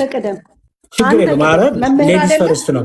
እኔ መምህር አይደለሁም፣ መምህር ነኝም አላልኩሽም እስካሁን። እሺ፣ ስታስተምር ደግሞ ጥሩ አስተማሪም እንደሆን ካውቃለሁ። ቀጥል። ችግር የለውም። ቀጥይ ሲሆን እዚህ ጋር ስደርሽማ በመምህር አስተምረኝ እንዳትዪ። የአንቺን ትምህርት ነው መስራት የፈለግኩት። ምክንያቱም ጴንጤ ከሆንኩ ነው መጽሐፍ ቅዱስ የተማርኩት ስላልሽ አስተምሪኝ። መንፈሳዊው ጥሩ ተተርጉሚልኝ። ይሄ በመንፈሳዊው ዓለም ያልከበሩ ብልቶች የሚመስሉት እነማን ናቸው? እንግዲህ ብዙ መንፈሳዊ አገልግሎቶች አሉ አይደል? እንግዲህ አካል ብልቶች ነን ብለናል። እኛው ቅዱሳን ነን ብልቶቹ ብለን ተስማምተናል ከአንተ ጋርም አይደል? ያልከበሩት እነማን ናቸው? ክርስቲያን ፕሊስ። ያልከበሩ የሚመስሉ ነው እኮ እነማን ናቸው? ለምሳሌ የጸሎት አገልግሎት የሚያገለግሉ ያልከበሩ የሚመስሉ።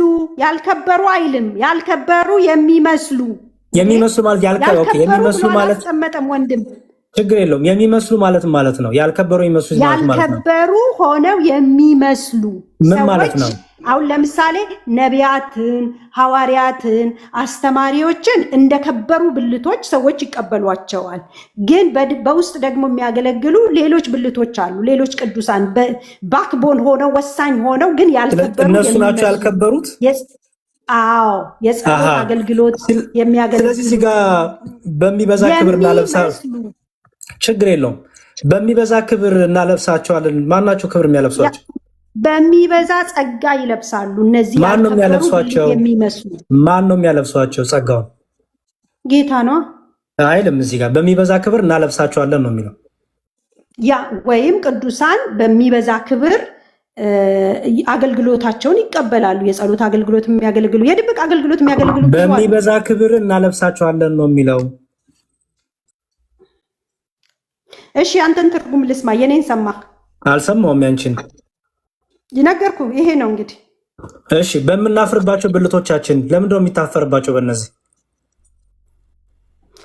ያው በማህበረሰቡ ዘንድ አንዳንድ ብልቶች የሚያሳፍሩ ይመስላሉ። እንዴ እነዚህ እኮ ናቸው ቅድም ያልከበሩ ብልቶች የሚመስሏቸው ነው የምናፍርባቸው ተባሉት እኮ እነዚሁ ናቸው እኮ። ካላወቅሽው ይኸውልሽ በቃ ጽዮን ክፍሉን አይ ቲንክ እንደ አዲስ ሆኖብሻል። ክፍሉን ገብተሽ አንብቢ። አይደለም ለእኔ ክፍሉን አውቀዋለሁ፣ የኔን መረዳት ነግሬሃለሁ። ያንተን ቀጥል። እሺ በምናፍርባቸው ብልቶቻችን ማለት ነው። እሺ የምናፍርባቸው ብልቶች፣ አንተ የምታፍርባቸው ብልቶች የሉህም በአካልህ ላይ? ማን ናቸው? ለምሳሌ እስኪ አንቺ የምታፍሪባቸውን አንድ ንገሪኝ። አልነግርህም። እንግዲህ ከተግባባን አንቺ አሁንም ስለ ሰውነት አካል ነው የምታወሪው? ስለ ምሳሌ አድርጎ ነው የነገረን። አለቀ ነገር። የሰውነትህን አካል ምሳሌ አድርጎ በመንፈሳዊ ነው የተረጎመው። ስለዚህ ይሄ ተርጉሚው በመንፈሳዊ ሲሆን በመንፈሳዊ የምናፍርባቸው ብልቶቻችን እነማን ናቸው?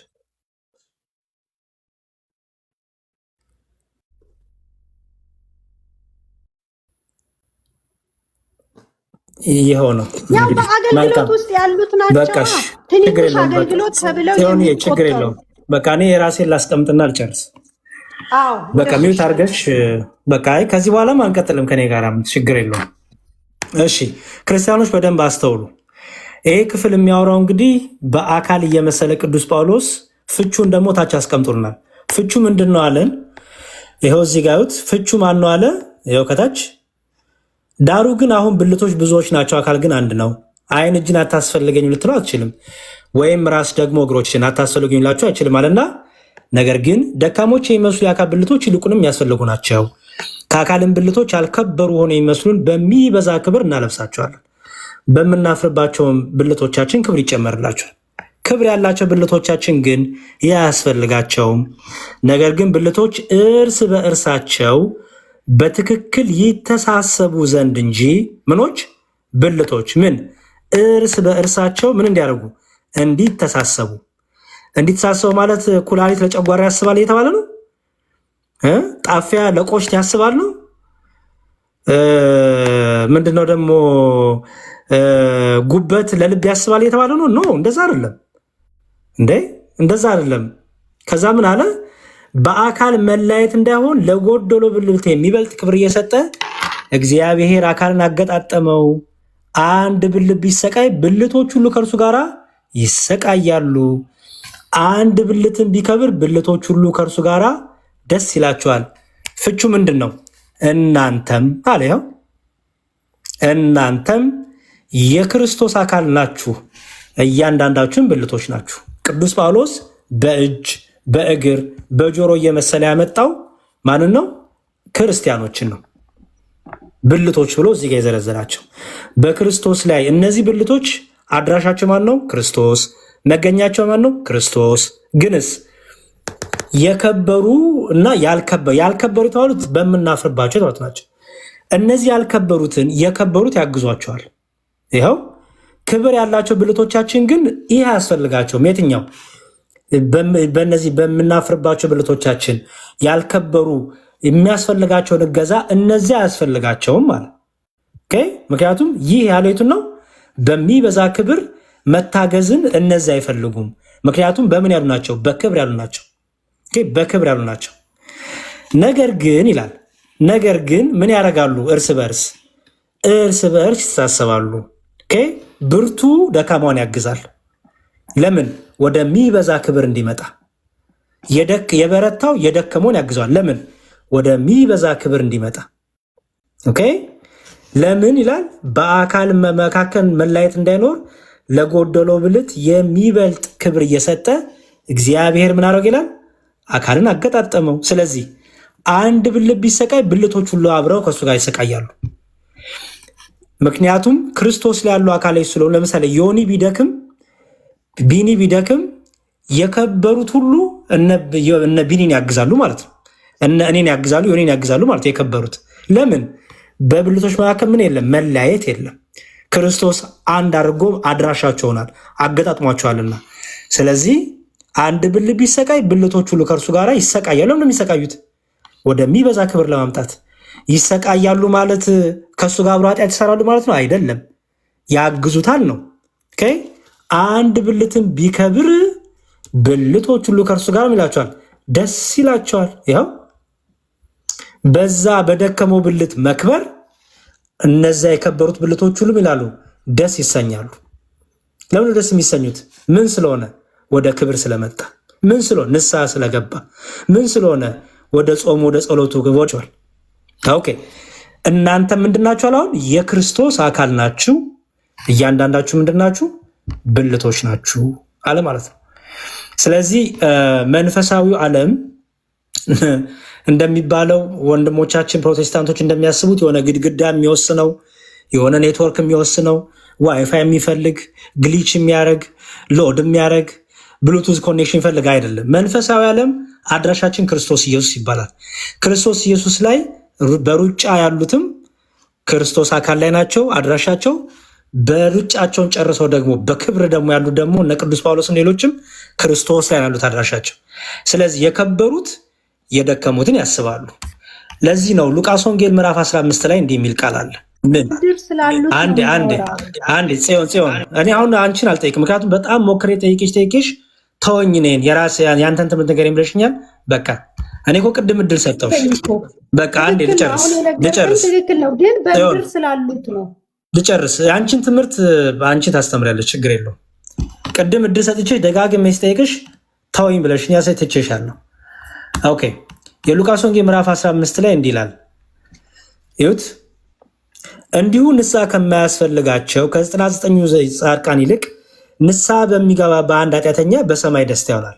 ኦኬ አንድ ሰው ንስሐ ሲገባ በሰማይ ደስታ የሚሆነው በሰማይ እንግዲህ ማን ነው የሚኖረው? መላእክት አሉ፣ ቅዱሳን አሉ። እታች እንዲሁም ይኸው በመላእክት ፊት ደስታ ይሆናል ይላል። ኦኬ በምድር ላይ ንስሐ እንደገባ በሰማይ ላሉት ማን ነገራቸው? በምን አወቁ? አንድ ሰው በምድር ላይ ንስሐ ሲገባ በመላእክቱ ዘንድ ደስታ የሚሆነው ለምንድን ነው? ማን ነገራቸው? እያንዳንዱ እየተመላለሰ ያ ዛሬ እኮ ያሬድ ንስሐ ገባ፣ ቢኒ እኮ ንስሐ ገባ እያለ የሚመላለስ መልአክ አለ? በምን አወቁ? በሰማይ እንዴት ደስታ ይሆናል? በምድር ላይ ያሉ በስጋ ያሉ እኛ በሩጫ ያለን ንስሐ ስንገባ በሰማይ ደስታ የሚሆነው ምን አይነት ኮኔክሽን ቢኖር ነው? ብሉቱዝ፣ ዋይፋይ፣ ፋይበር ኦፕቲክስ ነው? ምን አይነት ኮኔክሽን ቢኖር ነው በምድር ላይ ስለሚደረገው ነገር በሰማይ ደስታ የሚሆነው? ለዛውም ንስሐ ቅድም የደከሙት ብልቶች ወደ ክብር ቢመጡ ምን ይደረጋል ብሏል? እነዛ በእነሱ ማለት ደስታ ይሆናል ብሏል። ደግሞ ብልቶች ደግሞ ቢሰቃዩ የከበሩት ደግሞ ያግዟቸዋል ተብሏል። ስለዚህ በምንድን ነው ታዲያ ቢባል ይኸው ንስሐ ሲገባ በሰማይ ያሉት ቅዱሳን ደስታ ያደርጋሉ። ለማ በምድር ላለው በምድርም እንዘምራለን በሰማይም ዝማሬ አለ ማለት ነው። የሰማዩ በምድር አለ የምድሩ በሰማይ አለ ማለት ነው። ይሄ ኮኔክሽን በመጣ ይባል ኢየሱስ ክርስቶስ ስለሆነ አድራሻችን። ኦኬ አንድ ሰው ንስሐ ባይገባስ በሰማይ ዝማሬ ይሆናል? ኮሽ በቃ ንስሐ አልገባም በቃ እንኳን ጠፋ እንኳን በቃ ከዘላለም ሕይወት ጠፋ ይባላል በሰማይ አይሉም። ንስሐ ስንገባ ከዘመሩ ከተደሰቱ እግዚአብሔርን ካመሰገኑ ንስሐ ባለመግባታችን ደግሞ ያዝናሉ ማለት ነው። ካዘኑስ ይጸልዩልናል። ለማመስገን የቆሙ በእግዚአብሔር ፊት ስንደክም ደግሞ ስለ ደካሙ ብልቶች ደግሞ የከበሩት ይጸልያሉ። ይሄ የእግዚአብሔር ቃል ነው። መጠቀም አለመጠቀም የእናንተ ፋንታ ነው። እኛ ኦርቶዶክሳውያን ክርስቲያኖች ግን በክርስቶስ ላይ ባሉት ብልቶች በከበሩት ብልቶች ያልከበሩት ብልቶች ደግሞ ክብር እንደሚጨመርላቸው እናምናለን። አድራሻችን ኢየሱስ ክርስቶስ ይባላል። በሔዋንም በሩጫ ያሉትም በስጋ ያሉትም አድራሻቸው ክርስቶስ ነው። ሩጫቸውን ጨርሶ የክርስቶስ ምርጦች ውዶችም አድራሻቸው ክርስቶስ ኢየሱስ ነው። ስለዚህ በብልቶች መካከል ደግሞ ምን የለም? መለያየት የለም። አንዱ አንዱን ያስበው እንጂ ይላል እግዚአብሔር ቃል። አመሰግናለሁ ቢኒ፣ የረጅም ሰዓትን ይወስጃለሁ። አመሰግናለሁ በጣም ጽዮንንም አመሰግናለሁ። ታንኪ በጣም ግን ፕሊዝ ከቤተክርስቲያን ስትወጡ አትሊስት ተምራችሁ ውጡ። የቤተክርስቲያኗን ትምህርት ተምራችሁ ብትወጡ እኔ በጥላቻና በየአዳራሹ የሚነገረውን ውሸት ትታችሁ አትሊስት የቤተክርስቲያኗን ትምህርት እንዲሁ መጽሐፍቷም አሉ፣ ትምህርቷም ዩቲዩብ ላይ አለ፣ መጽሐፍቶቿም አሉ። እንዲሁ በቀና ልብ ኦርቶዶክስ አትሁኑ፣ ችግር የለውም። ግን ዝም ብሎ በጥላቻ ከመመላለስና አይንን ጭፍን አድርጎ እንትን ከማለት እነዚህ ሰዎች ግን ምንድን ነው የሚያምኑት? እስቲ ቆይ ከሰው ከምሰማው ለምን የራሳቸውን መጽሐፍት አላነብም? ለምን እስቲ ራሳቸውን አልጠይቅም ብላችሁ እንዲያው ከጭፍን ጥላቻ ወጥታችሁ ትምህርታችንን ብትመረምሩ፣ ከመውጣታችሁ በፊት ደግሞ ብትማሩ፣ ሰንበት ትምህርት ቤት ብትገቡ፣ አውደ ምሕረት ሰርክ ጉባኤ ብትከታተሉ፣ በቃ ከዛ በኋላ ብትወጡም ችግር የለውም።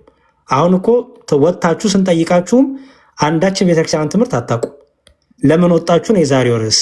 እህታችን ጽዮንዬ መጣች፣ እናመሰግናለን። ስንጠይቃት ግን ምንም ቤተክርስቲያን እያሉ አልተማርኩም፣ በቃ ጴንጤ ኮንኩ በኋላ የተማርኩት አለች። ጴንጤ ከሆነችው ላይ የተማረችውን ነው ዲስከስ እያደረግን ያለ ነው። እስካሁን ፍርዱን ለእናንተ ነው የምንተው። ቢንያ አመሰግናለሁ። ጊዜ ይስጥልኝ። ቃሌት ያሰማልን መዝሙረ ሁላችሁንም። ምናልባት ፈቃደኛ ከሆንሽ አንድ 3 ጥያቄ ልንጠይቅሽ ሌሎች ተረኞችን ከማስገባታችን በፊት ፈቃደኛ ከሆንሽ ወይዘሮ ጽዮን አጫጭር ጥያቄ ብቻ ነው። ቃሌት ያሰማልን በሉልን። ወይዘሮ ጽዮን እየጠበቅንሽ ነው። ቃልዮት ያሰማልን መዝሙሬ ወንድማችን። እግዚአብሔር አምላክ ጸጋውን ያብዛል፣ በእድሜ በጸጋ ይጠብቅህ። የቤተ ክርስቲያን አምላክ የእውነተኛው ትምህርት አምላክ ይጠብቅህ። እግዚአብሔር ረጅም እድሜ ከጤና ጋር ያድልልን እላለሁ መዝሙሬ። አሜን። በረጅም ሰዓት ያስኩኝ እናንተ ቁጭ ብላችሁ በጣም ይቀርበሉኝ። ክብር ያድልልኝ። ግን እግዚአብሔር ይስጥልኝ፣ ሁላችንም ያበርታል። አይ ቲንክ የለችም ቢዚና መሰለኝ። ቢኒ ወይ ሌላ ሰው አስገባና እናንተ ደግሞ ጠይቁ፣ ቀጥሉ። ምናልባት ከሌለሽ የለውኝም በይ። እሺ ሌላ ፕሮቴስታንት እንደው ቃልዮት ያሰማልን። አልሰማችሁም? ጥያቄ ጠይቃችሁ ነበር መጨረሻ ላይ አልሰማሁም። እሺ ፈቃደኛ ከሆንሽ 3 ጥያቄ ብቻ ልጠይቅሽ ፈልጌ ነው። አጫጭር ጥያቄ።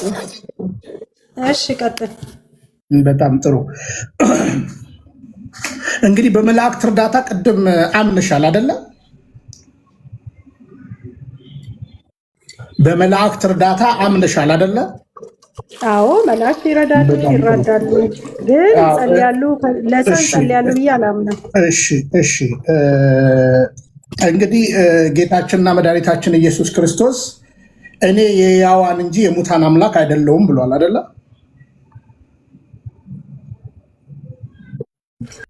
ስለዚህ ጌታ የሙታን አምላክ ሞት ተሸንፏል አይደለ? ሞት ወይ መውጊያ የት አለ ተብሎ ተነግሮለታል አይደለ?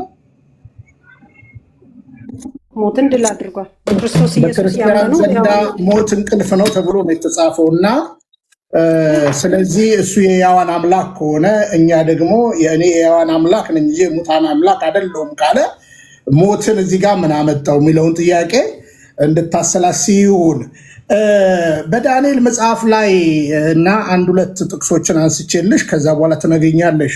በዳንኤል መጽሐፍ ላይ ሲድራቅ ሚሳቅንና አብደናጎምን በእሳት ውስጥ በነበሩበት ያወጣቸው ማን ነው? የአማልክትን መልክ የሚመስል ማን ነው? ስሙ አልተጠቀሰም። የአማልክት የሚመስል እሺ፣ መጽሐፍ ቅዱስ መልክ ያለው እሺ፣ መላእክት ነው። በነገራችን ላይ ያወጣቸው መላእክት ነው። ተጠቀሰ ግን መላእክት ነው ተብሎም የመልአኩም ስም አልተጠቀሰም። እሺ ምዕራፍ 3 ቁጥር 28 ነው። ጭልኝ ዳንኤል አጫጭር ጥያቄ ነው የምጠይቅሽ። እሺ እኔ ላንብብልሽ። ትንቢተ ዳንኤል ምዕራፍ 3 ቁጥር 28 ናቡከደነጾርን መልሶ መልአኩን የላከ ከአምላካቸውን በቀር ማንም አምላክን እንዳያመልኩ ለእርሱም እንዳይሰግዱ። ስለዚህ ይኸው ቃል በቃል መልአኩን የላከ ይላል። ስለዚህ መልአኩ ነው። የለም ላልሽው መልአኩ ነው። መላእክት እሺ ቆይ አንዴ ወንድም፣ ከዛ በፊት 4 ሰዎች ሲመላለሱ ያለበትን ክፍል አንብብልን። የሰው ልጅ የሚመስል ይላል። እኔ የአማልክት ልጅ ነው የሚለው፣ የሰው ልጅ አይልም። እኔ ራት እየሰራሁ ስለሆነ ማንበብ አልችልም። እሺ የአማልክት ልጅ። እሺ አማልክት የሚለውን ዲፋይን ማድረግ ትችላለሽ? ቃል አንብብልን ነው ያልኩ። እሺ ላንብብልሽ። እሺ ቢኒዬ በነገራችን ላይ ማለት ነው፣ በነገራችን ላይ ልጅቷ አንደኛውንም ስራ እየሰራች ነው ከአንተ ጋር ዲስከስ የምታደርገው፣ አታዳመጥህም። ቅድም ራሱ ዲያቆን እንዴት እንዳደረገችው ግልጽ ነው። ስለዚህ ቴንሽን ሆና እስካላዳመጠች ድረስ ከሌላ ሰው ጋር ውይይቱ ቢቀጠል ነው የሚሻለው። እኔ እንቀጥላለን፣ ግን ላምብብላት እሱ አትሰማም። እውነቴን ነው የምልህ፣ እኔ አትሰማም። እኔ ከሰማኝ ኖ አሁን እራት እየሰራች ከሰማኝ እንደዛ ነው የሚሻለው። ግድ የለም ከሰማኝ እንደዛ የሚሻለው ከሌላ ሰው ጋር ብንቀጥል ይሻላል። ከሌላ ሰው ጋር እንቀጥል። ላምብብላት። ይኸው ቁጥር 28 ላይ በዚያን ጊዜ ንጉሡም ናቡከደነጾር ተደነቀ፣ ፈጥኖም ተነሳ፣ አማካሪዎቹንም 3 ሰዎችን አሰረ፣ በእሳት ውስጥም ጥለን አልነበርንምን ብሎ ተናገራቸው። እነርሱም ንጉሥ ሆይ እውነት ነው ብለው ለንጉሡ መለሱለት። እርሱም እነሆ እኔ የተፈቱ በእሳት መካከል የሚመላለሱ 4 ሰዎችን አያለው፣ ምንም አላቆሰላቸውም። የ4ተኛው መልክ የአማልክት ልጅ ይመስላል ብሎ መለሰ። የዚያን ጊዜም ናቡከደነጾር እያለ ይቀጥላል ማለት ነው። ከዛ በኋላ እዚሁ ቁጥር 28 ላይ አሁን ያነበብኩልሽ ከ24 ጀምሬ ነው። 28 ላይ መልአኩን የላከ ይላል። የሰው ልጅ ይኸውልሽ የአማልክት ልጅ የሚለውን መልአኩ ብሎ ይናገራል። ስለዚህ ይኸው መልአኩ እንደሆነ በግልጽ እንነጋገራለን ማለት እዚህ ጋር በነገራችን ላይ ገብርኤል ነው ይላል። መልአኩ ይላል። አሁን ስለ መልአኩ ነው የምናወራለሽ። ቀጥዬ ደግሞ ማመጣለሽ ትመልሽልኛለሽ። መልአኩ ይላል። ይኸው ያዳናቸው መልአኩ ነው። መልአኩ ገብርኤል ነው። አዎ ገብርኤል ነው እኛ እንላለን። ለምን ብትይ በዚህ ቦታ ላይ 2 መላእክት በስም ተጠቅሰዋል። እሱንም ገብርኤል ብቻ አትሉ፣ ሚካኤልም ነው ትላላችሁ። ችግር የለውም። አሁን መላእክት ማስተማር እንደሚችል፣ ጥበብ መስጠት እንደሚችል፣ ማስተዋል መስጠት እንደሚችል ታምኛለሽ?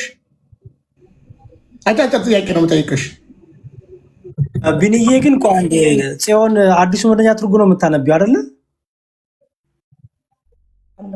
አዲሱ መደበኛ ትርጉም ታዲያ ማብራሪያው ማን ብሎ ነው የፈታው? አሁን ማንበብ ስለማልችል ነው ራት እየሰራሁ ላሳይሽ። ችግር የለውም ልክፈትልሽ። ምክንያቱም ከታች ኢየሱስ ነው እያሉ ስለሆነ ኢየሱስ ነው ብለሽ ነው የምታምኚው አንቺ? ሚለውን ነው ማምነው። ቴዎፋን ብለው ኢየሱስ ነው ብለው ሌላ ነገር እኮ አንቺ ኢየሱስ ነው ብለሽ ነው የምታምኚው? አይ መጽሐፉ አይልም፣ ኢየሱስ ነው አይልም። አይ ጥሩ፣ ወለታች ያሉት ወገኖች መልሽላቸው ብዬ ነው። እሺ ምን ይላል እዚህ ጋር? ያው የማብራሪያው የአማልክት ልጅ ናቡከደነጾር እዚህ ላይ የሚናገረው ብዙ አማልክትን እንደሚያመልክ ሰው ሲሆን 4ተኛው ያለው ያው እዚህ ጋር ሁሉን በሚችል የእስራኤል አምላክ የተላከ ነው ብሎ በማመን ቁጥር 28 ላይ ያለማመንታ ተቀበለ ይላል። ቁጥር 28 ላይ ደግሞ መልአኩን የላከ ብሎ መልአኩ ላይ ፈታው ማለት ነው። ቅድም ቢኒ ሲነግርሽ አይደል? መጽሐፉ መልአክ ነው የሚለው መልአክ ነው። እሺ ታች ፕሮቴስታንት ወገኖች ኢየሱስ ነው እያሉ ስለሆነ ብዬ ነው እሱን እንድታጣሪ ብዬ ነው። በትንቢተ ዳንኤል ላይ መልአክ ተብሎ የተገለጹ በአጭሩ ልንገርሽ ነው ገብርኤልና ሚካኤል ናቸው አይደለ? በስም ተጠቅሰዋል ገብርኤልና ሚካኤል። በጣም ጥሩ። ከእግዚአብሔር እየተላኩ ሲመላለሱ የነበሩት ገብርኤልና ሚካኤል ናቸው አይደል? ላሉ ግን የተላኩበት ቦታ አለ። ገብርኤል በአዲስ ኪዳን ላይም ሉቃስ ላይ እናገኘዋለን። እኔ ብሉይ ኪዳን ላይ ያለሁት ብሉይ ኪዳን ዳንኤል ላይ ሁለቱ በስም ተጠቅሰዋል። አዎ ዳንኤል ላይ አይደል? እዛው ክፍል ላይ አዎ ተጠቅሰዋል። ስለዚህ እየተላኩ ይራዱ የነበሩት ለምሳሌ ዳንኤልንም ሲራዳ የነበረው እንዲሁም አንደኛው ላይ ሚካኤል ሲረዳው ነበረ፣ ሁለተኛው ላይ ደግሞ ገብርኤልም ሲረዳው ነበር አይደል?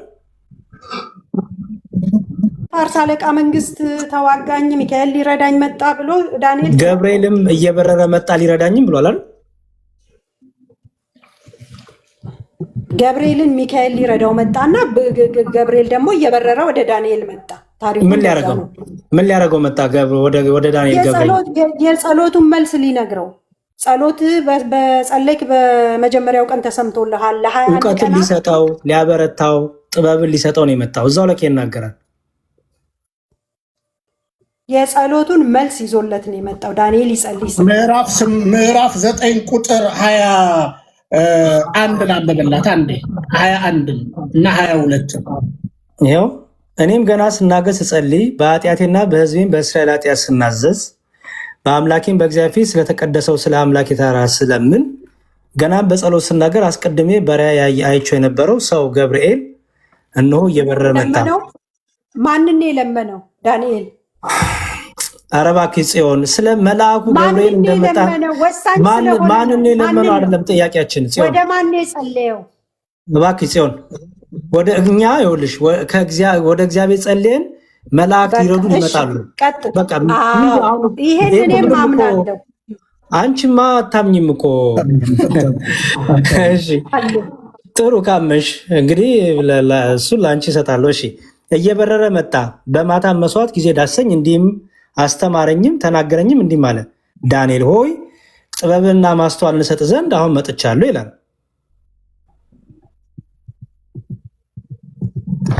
በእሺ ለማንኛውም አንድ ነገር ላሳይሽ። ማንን የለመነው ዳንኤል? ወደ ማን የጸለየው ዳንኤል? እሺ በቃ ሲሆን ያን ነገር ላሳይሽ። ቅድም አሳይሻለሁ ያልኩሽን ነገር ላሳይና እንጨርስ። ይሄ የመካነ ኢየሱስ ነው። ቅድም አሳየኝ ስላልሽኝ ይሄ የመካነ ኢየሱስ የእምነት መግለጫ ነው። ላሳይሽ፣ ችግር የለውም። ምክንያቱም እዛ ሄጄ ህብረት ስለማድረግ ስላልሽኝ ጠይቂ። ስለ መላእክት ያላቸውን አላቅም ስላልሽኝ ሰዎች ዋሸህ እንዳይሉ ላሳይ ስለፈለግኩኝ ነው። ይኸው ይሄ ገጽ ስንት ላይ መሰለሽ? ገጽ 216 ላይ ያው መጽሐፉ ይኸውልሽ፣ ይኸው መጽሐፉ ታውቂያለሽ? ይሄ መጽሐፈ ስምምነት የሚባለው ቡክ ኦፍ ኮንኮርድ ይኸው እዚህ ጋር የወንጌላውያን ሉተራውያን የእምነት መግለጫ የሚለውን አታውቂውም? እኔ ሉተራውያን አይደለሁም አልኩህ እኮ። ለእነሱ ጠይቃቸው፣ እነሱ በቂ መልስ ይሰጡሃል። እሺ ያው ምን ይላል ላሳይሽ። በቃ ችግር የለውም። ከዚህ ሌላ መላእክት እንደሚጸልዩልን እንቀበላለን። ይኸው መላእክት እንደሚጸልዩልንም እንቀበላለን። ምክንያቱም መልአኩ በዘካርያስ 1:12 ላይ ቅድም አንቺ ጥየቃን ያልሽው ሉተሪያን አንቺ ሄደሽ ህብረት የምታደርጊባት መካነ ኢየሱስ ልመና ጸሎት ነው ብላ ነው የምትፈታው። ይኸው የሰራዊት ጌታ ሆይ ኢየሩሳሌምንና የማትምራቸው እስከ መቼ ነው እያለ የሚጸልይበት ምንባብ አለ። እንደ እውነቱ ቅዱሳን በተመለከተ እነርሱ ያንሳሉ ለጠቅላላው ቤተክርስቲያን እንደ ጸልዩ ሁሉ በሰማይ ለቤተክርስቲያን በጥቅሉ ይጸልያሉ ብለን እንቀበላለን ይላል። አሹ ሁሉም መላእክቱም ስለኛ ይጸልያሉ ብለው ያንቹ የእርሻ አንዳንድ ህብረት የምታደርጊባት መካነ ኢየሱስ ታምናለች። መጽሐፍ ቅዱስም ጠቅሳለች። ትችላለች። እኔ እኮ አታምንም አላልኩህም፣ ልታምን ትችላለች። ልዩነት የለንምም አላልኩህም። በዚህ ረገድ ልዩነት ሊኖር ይችላል። ግን ታዲያ ያልገባኝ ነገር ወንጌል እኮ አይደለም ብለሽን ነበር። ይሄን ቅድም እኛን ኦርቶዶክስን ስተች ነበረ። በዚህ ምን ብለሽ ነው የተቸሽው? ይሄ ትክክል ትምህርት አይደለም ነው። ህይወት የሚገኝበትን ትምህርት ቆይ እኮ ለምሳሌ ይሄ ትምህርት ህይወት አይገኝበትም ብለሽ እኮ ነው የወጣሽው አይደል? ቅዱሳኑ ይጸልያሉ ስለኛ፣ መላእክቱ ስለኛ ይጸልያሉ የሚለው ትምህርት ህይወት የለውም አይደል ብለሽ ወጣሽው? ህይወት ያለበት ትምህርት ኢየሱስ ክርስቶስን ሴንተር ያደረገ ትምህርት ነው። መልአክን ሴንተር ይሄ ትምህርት ህይወት አለው። አሁን የነገርኩሽ ትምህርት አለው ህይወት አለው ወይስ የለውም? ትምህርት ነው፣ ግን መዳን የሚገኝበት የክርስቶስ ኢየሱስ አዳኝነት ነው ጎልቶና ደምቆ መሰበክ ያለበት። ገባኝ። አሁን ይሄ ትምህርት አሁን የተናገርኩት እግረ መንገዳችንን ልንነጋገር ልንማር እንችላለን በዚህ ጉዳይ ላይ። እኔ አልኩሽን አይደለም ጽዮን፣ ኢየሱስ ነው ጽዮን። ይሄ ትምህርት አሁን የተናገርኩት ህይወት አለው ወይስ የለውም? መላእክት ይጸልያሉ ስለኛ፣ ቅዱሳን ስለኛ ይጸልያሉ፣ ህይወት አለው ወይስ የለውም? እኔ ይጸልዩልኛል ብዬ አላምንም። እኔ ጸልያለሁ፣ መልስ ግን ያመጡልኛል፣ ያበርቱኛል፣ ይራዱኛል። ስለዚህ እኮ እንደዚህ ብሎ የሚያስተምር ሰው ተሳስቷል ወይስ ትክክል ነው?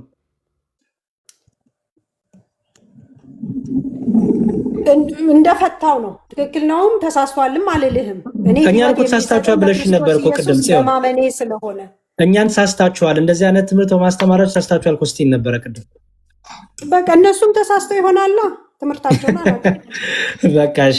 አሁን እነሱን ስላየሽ ነው ትንሽ የከበደሽ። ይሁን ችግር የለውም። ብንዬ በቃ ጨርሻለሁ። ይሄን አትሊስት ያው ብዬ ነው። እሺ እውነት ነው፣ እውነት ነው። ቃልዮት ያሰማለን። ጽዮን እንግዲህ በ13 ዓመትሽ ነው አይደለ ከቅዱስ ቤተክርስቲያን ወጣው የምትይው? አካባቢ ነው እርግጠኛ። በ13 ዓመትሽ እንግዲህ በቅድስት ቤተክርስቲያን ውስጥ እንግዲህ እዚህ ያላችሁ እንግዲህ አሁን እህታችን እንግዲህ ከ50 በላይ ምናምን ልትወጥ ትችላለች እና በ13 ዓመቷ ነው ከቅድስት ቤተክርስቲያን ወጣው የምትለው። በላይ ልትሆን አዋልደኛል እንዴ ቢኒ ከ50 በላይ ልትሆን ትችላለች አልከ። አየውሽ እኮ በፎቶ አይደለም እየልሽ አይደል? እሺ በፎቶ ከሆነ አንተ ከ70 በላይ ትመስላለህ። እኔ 50 49 ዓመቴ ነው። እሺ ታዩ እሱ በ13 ዓመትሽ ነው ከቅድስት ቤተክርስቲያን ወጣው የምትይው እና ከቅድስት ቤተክርስቲያን በ13 ዓመቴ ወጣው ካልሽ እስቲ በቅድስት ቤተክርስቲያን ቅዳሴም ተካፍያለሁ ብለሻል። በ13 ዓመትሽ በ13 ዓመትሽ በቅድስት ቤተክርስቲያን ውስጥ እንግዲህ በቅዳሴ ሰዓት ምን ይነበብ ነበር? እስቲ ንገሪንና እንጨርስ። ግዕዝ ነው አላልኩም? ቅድም ተናግሬያለሁ። በዚህ ጉዳይ ላይ ደግሜ አልናገርም። ግዕዝ ነው፣ ትርጉሙንም አላውቅም። ቅዳሴ ግን አስቀድሳለሁ፣ አስቀድሼ የማውቃለሁ። ስጋና ደሙንም ወስጄ አውቃለሁ። ከአያቴ ጋር ቤተክርስቲያን እሑድ እሑድ አልቀርም። ስለዚህ ምንም የሚነበበውንም አታስታውሽም፣ አታውቂውም ማለት ነው። አማርኛ የሚነበበው ታምርና ገድል ነው። እሱን እሰማለሁ። አስደንጋጭና ምን ላይ ነው የሚነበበው? እስኪ ታምርና ገድል በአማርኛ የሚነበበው የቱ ሰዓት ላይ ነው? እስኪ ንገሪኝ። አውደ ምሕረት ላይ ከቅዳሴ በኋላ ደጅ ተሰብስበን ይነበባል። አውደ ምሕረት ነው የሚባለው። እሺ፣ አውደ ምሕረት ላይ ከቅዳሴ በኋላ ይነበባል። ለምሳሌ ቀኑ 21 ከሆነ የማርያም ይነበባል። 21 ከሆነ የማርያም 19 ከሆነ የገብርኤል ብቻ በየቀናቱ። እሺ እንግዲህ ትውልድ እንዲዳኘን ነው ይሄን ጥያቄ መጠየቃት። ይቅርታ እንዴ፣ በጣም ይቅርታ። እኔ አሁን እርግጥ የዛሬ በ13 ዓመቷ ስለ ቅዳሴ አስታውሳ አሁን ላይ የመናገር ቴንደንሲ ያላት አይመስለኝም። ዝም ብላ በግምት ነው የምትናገረው፣ ሚዲያ ላይ በምትሰማው ነው የምትናገረው። ግን አሁን ራሱ እሷ ያለችበት ቤተ እምነት ውስጥ ያለውን ዶክትሪን ታውቀዋለች ወይ? እንደው በጠይቃት ምን ይመስላል? እሷ ራሷ እዛው ቤተክርስቲያን ውስጥ ያለችበትን ሲሆን ይሰማሻል እህቴ? እኔ የመጨረሻ ጥያቄ አይሰማኝም። እሺ ከተሰማሽ አንቺ አሁን ያለሽበት ቤት ለማውራት ብዙ አያለ ቢኒ እዛ ራሱ እሷ ራሱ የራሷን ቤተክርስቲያን ዶክትሪን አታውቀውም። እሱን እኮ አሁንም እሱ ግን ምንድን ነው ደሜ አሁን ይኸውልህ ወጣን የሚሉትን አደለ እንግዲህ ዋና ነገር ሰኞ የምናደርገው አሁን እቺ ቅድስት ቤተክርስቲያን እውነት ለመናገር ኒውትራል የሆናችሁ ፕሮቴስታንቶች ፍረዱ። ከቅዳሴ በኋላ ወደ ውጭ ተወጥቶ እንግዲህ ቤተክርስቲያን ቅዳሴ ላይ ነው ንግስ ከሌለ በሰላም ሂዱ የምትለን ማለት ነው። ተቀጥላለህ ቢኒዬ። እቺ ብቻ ጨርስላት ጽዮን እንደው እግዚአብሔርን ከፈራሽ እስቲ አንቺ ያለሽበት ቤተ እምነት አንተ ሳትሆን ቢኒያም ይቀጥል ደምራ ግድ የለሽም። አትፍሪ፣ እኔን አትፍሪ፣ ግድ የለሽም። እኔ ምንም አልልሽም። አይ ግን መንፈስህን ስለማልፈልገው ኖ እኔ ወድሻለሁ፣ በክርስቶስ ፍቅር ወድሻለሁ። አትፍሪ። እውነቴን ነው እህቴ። እኔንም ቢኒንም ዮኒ ማኛንም የዳሰሰን እግዚአብሔር አምላክ አንቺንም እንዲያስሽ ጸሎቴ ነው፣ መለዬ ነው። መዝሙረ ያሬድ እንደዚህ ነበር። እኔ ጴንጤ በነበርኩ ሰዓት ዋጋ እየከፈለ ምን እያለ ለዚህ የበቃሁት ማለት ነው። ስለዚህ እህቴ እስቲ አንቺ ያለሽበት ቤተ እምነት ውስጥ ያሉትን 5ቱን ሶሎዎች ንገርኝ እስቲ እህቴ። 5ቱን ሶሎዎች ንገርኝ እስቲ።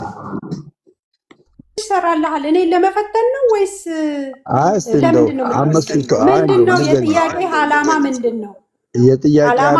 ትርጉም አለው? አላዋቂነቴን በአደባባይ ለመግለጥ ነው? ምንድን ነው ዓላማ? አይደለም አላዋቂነት ስለመግለጽ ሳይሆን አዳምጪኝ የኔት ለመግለጽ ሳይሆን እምነት በስሜት የሚመራ ስላልሆነ በስሜት ምክንያቱም መጽሐፍ ቅዱስ አይተሽ ከሆነ ሕዝቤ እውቀት ከማጣቱ የተነሳ ጠፍቷል ይላል። ተረድተሽኛል? ስለዚህ በስሜት ከምትመሪ ከጠፉት ውስጥ አንዱ አንተ ነህ። ግድ እሺ፣ አዳምጪኝና ከዛ ትቀጥያለሽ። አሁን አንቺ በስሜት ውስጥ ከሆንሽ ያለሽው መዝሙር አይደል? የሚገርም ትምህርት ነው እያስተማርሽ ያለው።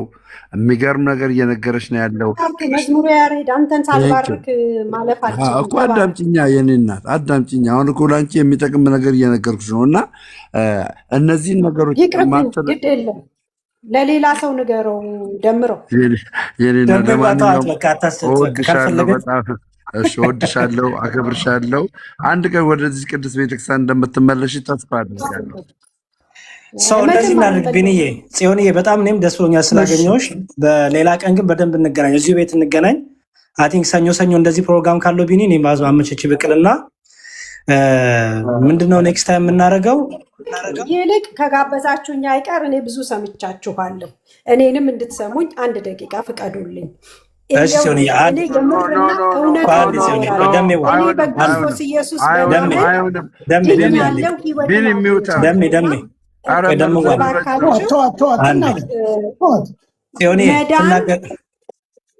ጽዮን አንድ ልሰጥሽ ነው የኔም መልእክት እንገርሽ። ኔክስት ታይም ሰኞ እንገናኝ፣ ከቻልሽ እንገናኝና ያለሽን ጥያቄ ሁሉ ይዘሽ ነይ። በነገረ ክርስቶስ ለምሳሌ በነገረ ክርስቶስ ላይ፣ በነገረ ስላሴ ላይ፣ በጥምቀት ላይ፣ በቁርባን ላይ፣ በነገረ ትንሣኤ ሙታን ላይ ያለሽን ኦርቶዶክስ ቤተክርስቲያን ትክክል ትምህርት የላትም የምትይውን ነገር ይዘሽ ነይና ረጋ ብለን ጥያቄዎችሽን ብቻ እየተቀበልን አሁን እኔ ነበርኩ ቼንጅ እንትን ሰናወራ የነበረው አንቺ ደግሞ ኔክስት ታይም ይዘሽ ነይና ከዛ በደንብ እናወራለን። ትልቁ ነገር መማማር አይደለም እና ያላወቅነው ማወቅ ስለሆነ እንደሱ እናደርጋለን። ኔክስት ታይም እንገናኛለን። እግዚአብሔር ይመስገን። እሺ፣ ግን አንድ ነገር አለ። በክርስቶስ ኢየሱስ ነው ህይወት የሚገኘው እና ብዙ ጊዜ ሴንተራችን ኢየሱስ ቢሆን የመዳን ሴንተሩ እሱ ስለሆነ የመጽሐፍ ቅዱስም ዋናው ኢየሱስ ነው። እኔ እሱን በማመን ነው ህይወት ያገኘሁት። እርፍ ብያለሁ፣ ሰላም አግኝቻለሁ። በክርስቶስ ኢየሱስ ላይ ጥያቄ ልጠይቅሽ። ሰውን አስተምሩት ስለ ኢየሱስ ነገር። ቆይ የትኛውን ኢየሱስ ብለን እኮ በፍቅር እንጠይቅሻለን። በመጀመሪያ ደረጃ የትኛውን ኢየሱስ ነው ያገኘሽው? ስለዚህ ረጋ በይ እና እንደዛ አይነት ድፍረትም ካለሽ የትኛውን ኢየሱስ የሚለውን እንጠይቅሻለን። በነገራችን ላይ እንግዲህ ፔንቴኮስታል ነኝ ብለሻል። ጅምሩ 7 ነው ኢትዮጵያ። ስለዚህ ከየትኛው ኢየሱስን እንደሆነ ያገኘሽውንም መጠየቅ እንችላለን እና እንዳላገኘሽው ግን እርግጠኛውን የምናገረው ለምሳሌ ጌታ ኢየሱስ ክርስቶስ ለስም አጠራሩ ክብር ምስጋና ይግባው፣ ስጋዬን የበላ ደሜንም የጠጣ የዘላለም ሕይወት ያገኛል። ስጋዬ እውነተኛ መብል ደሜም እውነተኛ መጠጥ ነው ይላል። እንግዲህ ይሄ ቃል በነገራችን ላይ ይሄ ትእዛዝ የጌታ ትእዛዝ ነው እና አንቺ በእውነት ለመናገር የጌታ ስጋና ደም አማናዊ ነው መቼም የዘላለም ሕይወት አገኘው ብለሻል አይደለ? ይሄንን በእውነት በምትፈጽም ቤተክርስቲያን ውስጥ እንደሌለሽ ሕሊናሽ ያውቀዋል። ስለዚህ አሁን አየሽ ጌታ ሆይ የሚለኝ ሁሉ መንግስተ ሰማያት አይገባም ነው የሚለው ቃሉና አንቺ አሁን ስላልሽ ያገኝሽ መስሎሻል። 100% የምነግርሽ ያለሽበት ቦታ እውነተኛውን ክርስቶስ የያዘ ቦታ አይደለም። እሱን ደግሞ በመረጃና በማስረጃ አሳዩን ካልሽ ተረጋጊና ልብሽን ከፍተሽ ወይዘሮ ጽዮን ከገባሽ ረጋ በይና ስሚኝ። ስለዚህ መጽሐፍ ቅዱስሽን አውጥተሽ በመጀመሪያ ደረጃ ታምኛለሽ ወይ? የጌታ ስጋና ደም አማናዊ ነው ብለሽ ታምኛለሽ ወይ? አየሽ ጌታ እኮ ነው ያለው። ከዛ በኋላ ጌታ ራሱ ምን አለ? ያመነ የተጠመቀም ይድናል ይላል። ስለዚህ የትኛው ያዘዘሽ ነው? በእምነት ብቻ የሚል የመጽሐፍ ቅዱስ ትምህርት የለም እና እኔ ጥቅሶች ካሉሽ መወያየት ይቻላል። ከዛ በተረፈ ይኸውልሽ አሁን ይህ ዝም ብሎ በመጮ በመደዴ በማለት አይደለም። አሁን መረጃ ነው የምጠይቅሽ። በአጭር አማርኛ አንድ ጥቅስ አወጣልሽ እና ይህን ጥቅስ ቤተክርስቲያንሽ ታምንበታለች፣ ታደርገዋለች።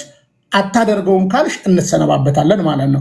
እውነተኛ የኢትዮ ክርስቶስ ቤተክርስቲያን እውነት ለመናገር ምን እንደምትመስል በአንድ ጥቅስ አሳይሻለሁ፣ ያለ ድርድር ማለት ነው። ሁላችሁም ይህን ጥቅስ እንድትለጥፉልን። ያለሽበት ቦታ ራሱ በ13 ዓመትሽ ነው ሄድሽው። በዚህ ራሱ መመለስ ነበረብሽ። በነገራችን ላይ በዚህ ቃል አሁን በመቀጥየ በማነሳው ጥቅስ መመለስ ነበረብሽ። በእውነት ለመናገር ትንቢተ ሚልክያስን ታውቂዋለሽ? ያው ፕሮቴስታንት የትንቢት መጽሐፍን ይወዳል። ትንቢተ ሚልክያስ አለሽ አይደለ? ካለሽ አጭር ጥያቄ ነው የምጠይቅሽ። ትንቢተ ሚልክያስ ምዕራፍ አንድን እየሰማሽ ነው አይደለ? እንድሰማ ብቻ ነው እንደ የተጠራሁት እንዳወራ። በቃ አሁን እሱን ነው የምንጠይቅሽ። ቆይ አሁን የምንጠይቅሽ እሱን ነው የምንጠይቅሽ። እሺ የምንጠይቅሽ እሱን ነው። በእርጋታ ስሚና ከዛ በኋላ መልስ ሰጭንና ከዛ የትኛው ኢየሱስ? አሁን ኢየሱስ በነገራችን ላይ በስሜ ይመጣሉ እኮ ብሏል እኮ። በስሜ ይመጣሉ ስለተባለ የትኛው የሚለውን እንለይ። ቆይ አንተን በያብ ቆይ አሁን እድል ሰጥሻለሁ እኮ አሁን ቆይ ረጋበይና አሁን የምጠይቅሽን ጥያቄ ነው። አሁን ትንቢተ ሚልክያስ ላይ ሚልክያስ አውጭልኛ እንደ መጽሐፍ ቅዱስሽን እራት እየሰራው ነው ቢኒያም። እሺ ትንቢተ ሚልክያስ ምዕራፍ 1 ቁጥር 10 እና 11 ከራት በኋላ አንብቢውና የአንቺ ያለሽባት ቤተክርስቲያን ንጹህ ቁርባንንና ዕጣን ታጥናለች ወይስ አታጥንም? ይሄንን አንብበሽ ትመልሻለሽ ማለት ነው። ምናልሽ የብሉይ ኪዳን ጥቅስ ነው ያልሽው? ተናትልም ራት እየሰራሽ ከሆነ የብሉይ ኪዳን ነው አልሽ። ሌላ ሰው እናስገባ።